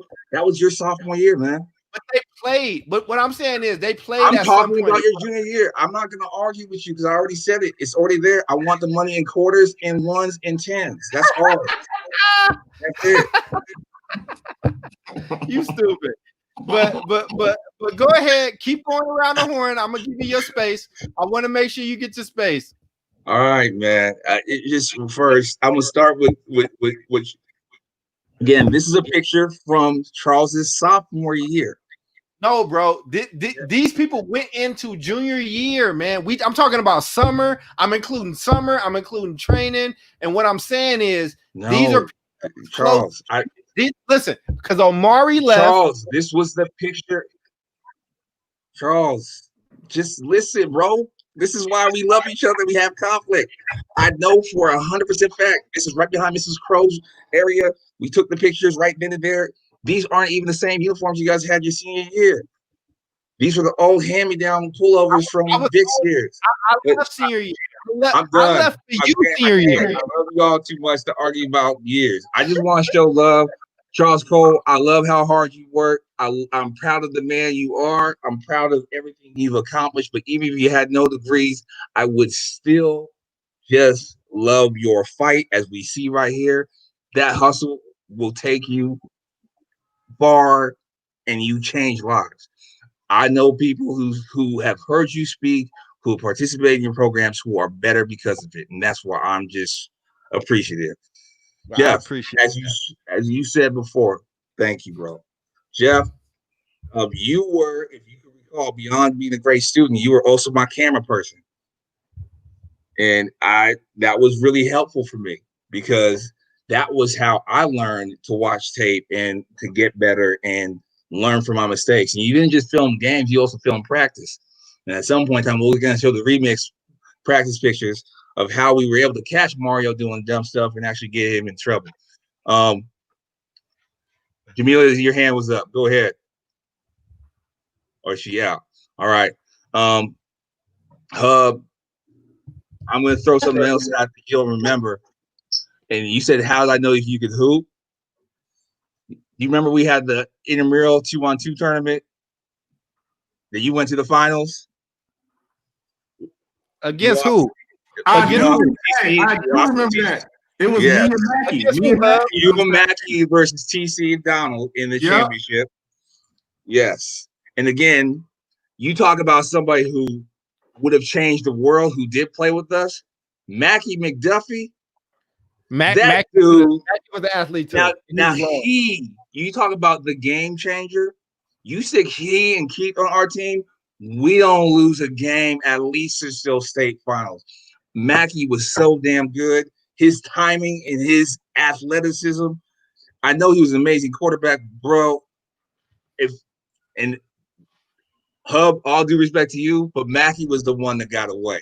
That was the one cat of all the players that didn't play for me. If I could have had Mackie on my squad, I would have, man. And I love the guy. I just didn't Mackie win he won a championship, like a pro-am championship, 2 years ago. He semi-pro. Semi-pro. He made all pro league, all that. Yeah, he played pro-am. But Hub and Mackie took down all the ball players and then pushed TC and Donald to the limit. In that. I ain't even playing that. I don't even think I played in that little tournament. You did. You was in the tournament. No, who I played with, Coach? That was our senior year. I think that was your junior year. Bo Depot wasn't there. I left. Junior. Yeah. Lunchtime. I didn't play. Go ahead, Jamila. I ain't trying to stir it all back up. I just want to get to the bottom of it. So Ramona's on the phone. So wow. Go ahead, Mo. Mo knows he didn't play his senior year. He played his senior year. Ramon. They said, did you play your senior year? No. Thank you. Mo. I'm sorry, Mo. I apologize. Oh, stop it. I Mo, apologize. wait. Hold on. Mo plays spring league with us. He plays summer with us. Mo was on that team. Even if he didn't make it to the season, he played with us. That's what I'm saying. And then, let it go. Send him this $100. Ramon, I apologize. Mo. That's all good. Shit. Mo was there with us in training in summer and in spring. Yeah. I was in training with y'all, but I couldn't play because CIF said I couldn't play. Right, but he was with us. He was with us for summer and spring. And what I'm saying, the point that I'm making to Bo Depot, and y'all can listen, is that it was me, it was Moan, it was Mike, it was Abe. And if you were saying, if you could have ran and pushed Tremaine and Donald, our team would be very different. Tell me I'm lying. That's what I said. You did that, Charles. He was there. Okay, man. And so is Davis, right? You know he graduated. Davis went and ripped off the mirror at the fucking locker. Listen, y'all, I gotta go. I love y'all. What do you mean? Jamila, I love you. I love you too. And I appreciate you coming out hooping out with us, Mom. Thank you for representing. Yeah. Exactly. Thank you, Obi. That is sophomore year. It's sophomore year. I love you. People that play with it. I'm talking about. I gotta eat dinner. It's 9:30. Oh, Depot, I won't have that 100 because I made that happen for you. No, you didn't. I already knew it. Send your Cash App. I will happily pay that. But the point still stands that I made. I'm a Venmo guy, but it's all good. I'll send you a Venmo. I got Venmo too. Do this for me. I will happily pay you with interest. I have no problem with that. Rob, no problem. Rob, I'm not listening to Charles right now. Do me a favor. Send me your schedule. I want to come out and watch you guys hoop. Play football. And then I'll talk about how you should have hooped. And you tell your little brother I said, what's up, man? His Facebook is hilarious. I will. His Facebook is pure comedy gold, man. I love that. It'll change. He's a police officer, you know. I know, but he's still I love him. And Jamila, I just will say this. Huh? What? You say he's a police officer? Yeah. Mm-hmm. He's Where in at? Oakland. How did I miss this? We did we talked about the whole show last time. Wow. We showed you love in the beginning, and then Little Hub came on in the middle towards the end. So you probably missed it. But I want to make sure. So we got Coach. Coach, send me your Venmo. I'll send you your money. But I still know what I said because the facts are the same. Send the money to Jamila. Give a donation to Jamila. We could have been contenders. Is all I'm saying. Give Jamila a donation to her Watch Me Grow program. Send it to me. I'll send you the No. Yeah, that's going to Jamila. If she want to send it to me, I'll send it to her. I'll send her 100. That's fine. That's nothing. But it's from Bo Depot via Charles. But the point that I was making still stands. And like I said, we told you early on, and it was dissension. And if we didn't have that dissension, we could have went state. Hub, you are my co-host. Go ahead and help take us out, and then I'll have the final word. Yeah, no, it's just been love, man. Seeing you two, Charles is just he's gonna fight to the death, man. That's all I love about Charles. Even when he loses a bet, man, he's gonna find a win within the loss, you know. I think what Mr. Bodipo said earlier, man, is so true that because I'm supposed to be off this call too, man. My wife is gonna kill me, but this is therapy for us. And tell her that. Can you tell her that I told you to get off? Can you please make sure that that's clear? I'm not gonna tell her that. Of course. Why? I told you that you didn't have to be on the whole time. Like I don't want to be beefing with the wives. I'll beef with you Negroes all day. I'm not beefing with wives. But you know, we as people, we need this space, and there's times where she had that space too with her friends and her high school girls, and you know. So I think this is therapy, especially during this time where so much craziness happening on in the world. It's great to have this space to reconnect and talk about memories and celebrate each other's successes. So if there's anybody that's kind of not in our inner circle, I encourage you guys to do that because this has been therapy to me, and I've just loved it, man. Go ahead, Charles. I would just say, man, I'm glad that we were able to bring this. I'm glad that I was able to bring Coach on, and kind of have that. And I will say that, you know, I think I ended up getting either sixth man or most improved or something like that at the banquet. So, you know, me and Bodipo have been through a lot. We have fought a lot, and we have gotten to this space where we are. I love that dude. I think that dude is amazing. Jamila, I think that you are doing some amazing work. I'm extremely proud of you. Keep going. I know it's hard and I know it's crazy, but we got you, and let us know how we can help. And anytime you want to hop on this, or you need, or if you want your own stream to talk about whatever, I'll produce it for you for free. It's not an issue. That and I charge for what I do with this stuff. So, Jeff, you just one of the best people I know. It's not even.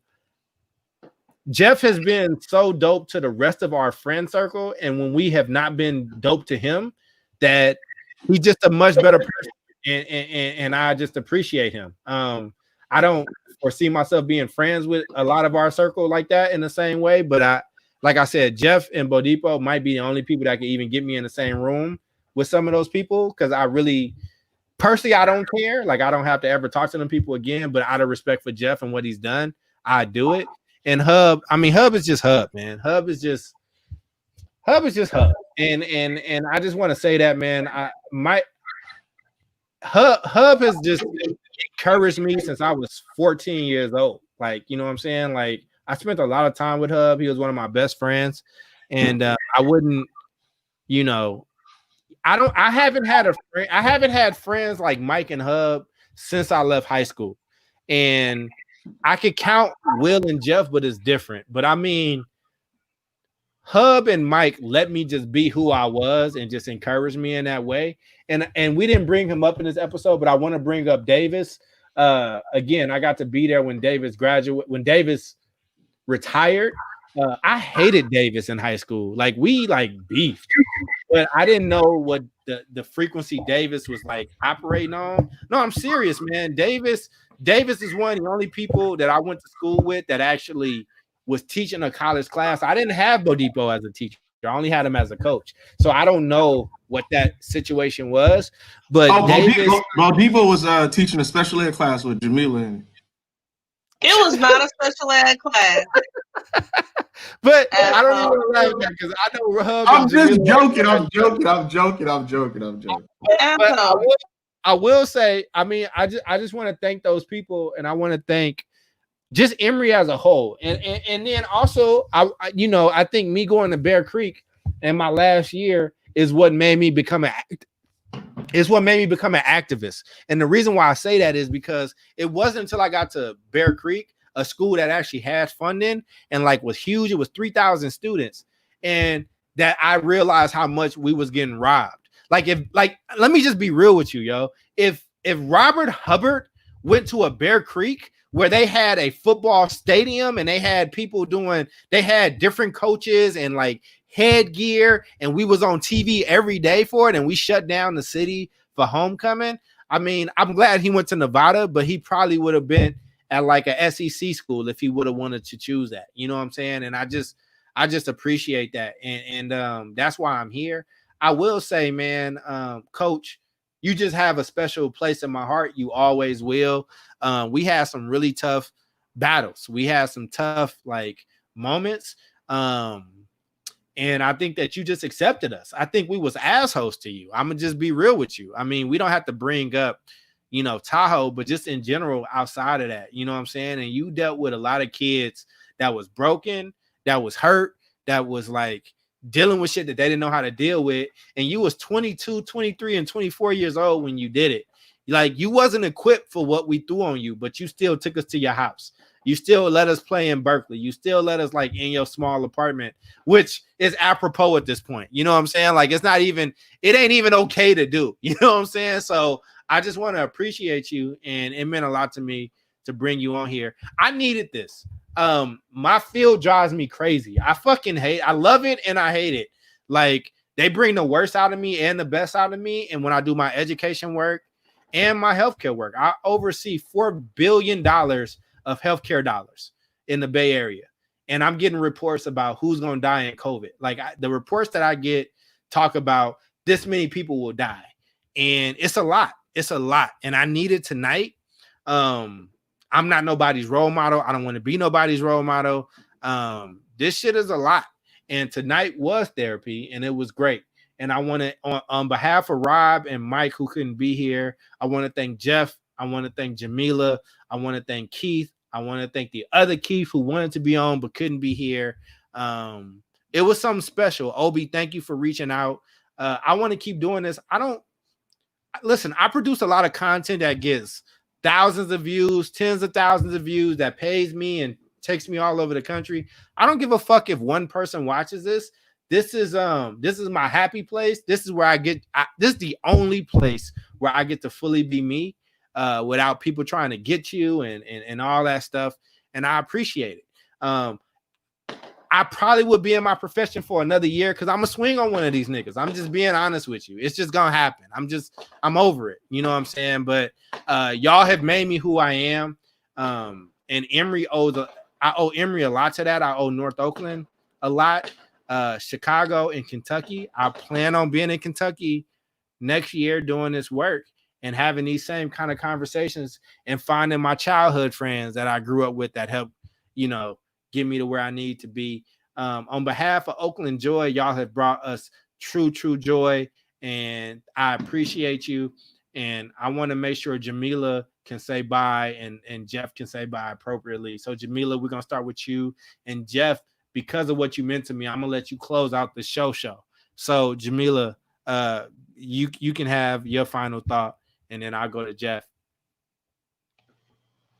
Well, thank you for allowing me to come in again today.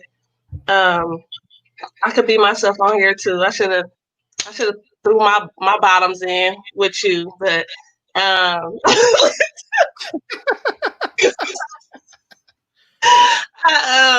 love you all. I love what you all are doing. You guys are all impactful.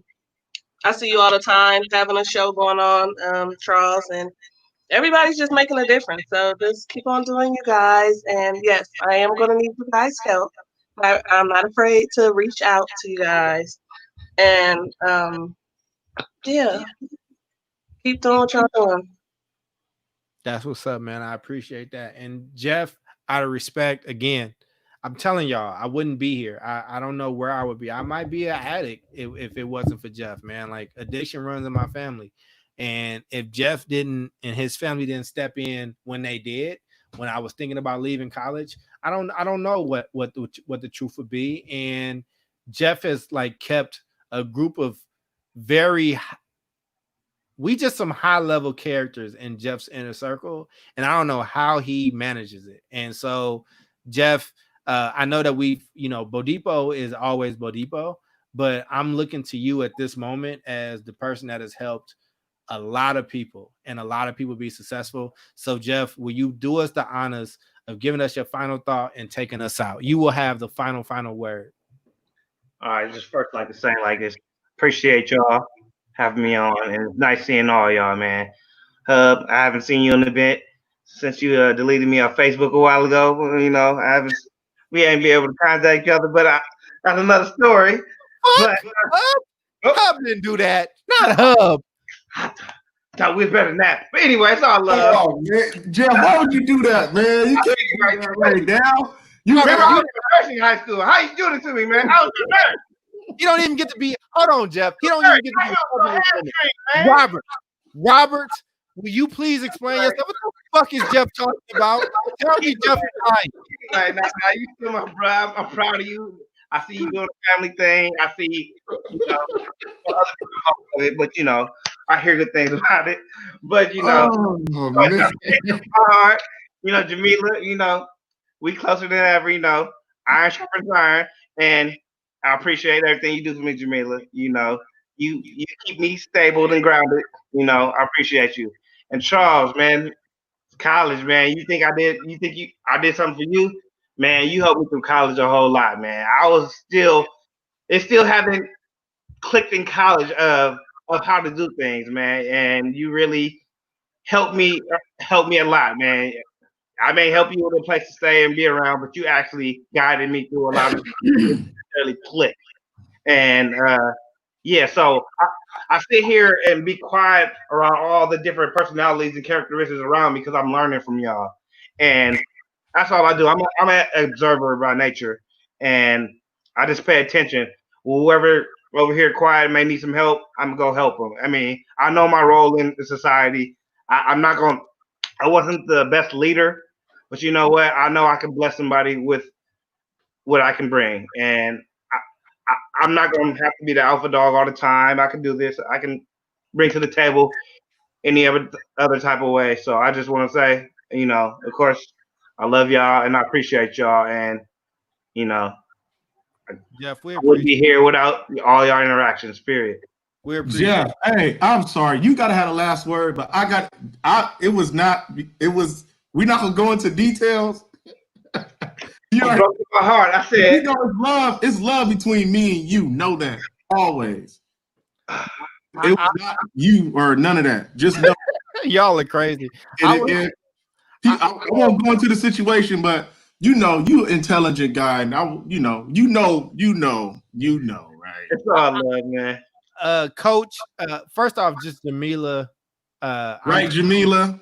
Jamila, I'm just so proud of you, and I think you. you're doing some amazing stuff, and I think that I kind of want to just like formally just have you just be part of this group, much to like Hub's chagrin, like. I'm about to block Charles now. Charles about to on my Facebook. Only reason I say that because she brings a balance of energy and she brings a level of calm to it. But Jamila, we all are really proud of you. I would say y'all pray for me. I mean, Oakland has changed, and I appreciate it, man. But I was born on the west side of Chicago, where Doc Rivers was born. Where Fred Hampton was born. My parents went to school with Doc, and now I spent a lot of time in the South Side of Chicago. It's just different. I mean, whatever you think Oakland is at its worst, multiply it by 5. It's just different, and these kids are. I mean, whether it was 20 years ago, 40 years ago, or today, they just train to go in a different way, and they just gotta be. I mean, it's the South Side. Iraq. And I love where I was born, and I'm gonna go to Kentucky, and it's a whole different breed there. So y'all pray for me. I think it's been very difficult for me, and I haven't really said it out loud. This is the first time I'm saying it out loud, like doing both education reform work and also healthcare reform work at the same time. It's a lot, and they really try to drive a nigga crazy. I'm just being real with you. I'm like over it. That's why I'm just saying whatever I want to say on this on this meeting, but. I'm good though. I'm ready. I've put stuff away for when I lose my position in both of those spaces. I'm fine with it, and I'm looking forward to doing that work in Paris and Egypt. But for Mike Johnson, for Robert Hubbard, for Jeff, for Jamila, for Coach Bodipo, for Keith, for the other Keith that wanted to be on but couldn't make it, and for the memory of Moan, who actually was there with me the entire summer and spring training. And can somebody find Paul for me? I cannot find Paul. If somebody can find Paul for me, that would be great. I hope you all have enjoyed this. This is the longest stream I've ever done, but it was needed. This was amazing therapy. And I love you all. We all love you all. And hope you all continue to check out me, Mike, and Rob as we do this Oakland Joy series, because everybody needs a little bit of joy. We will see you all next time, and y'all have a blessed day. Peace. Peace. All right, y'all. So we have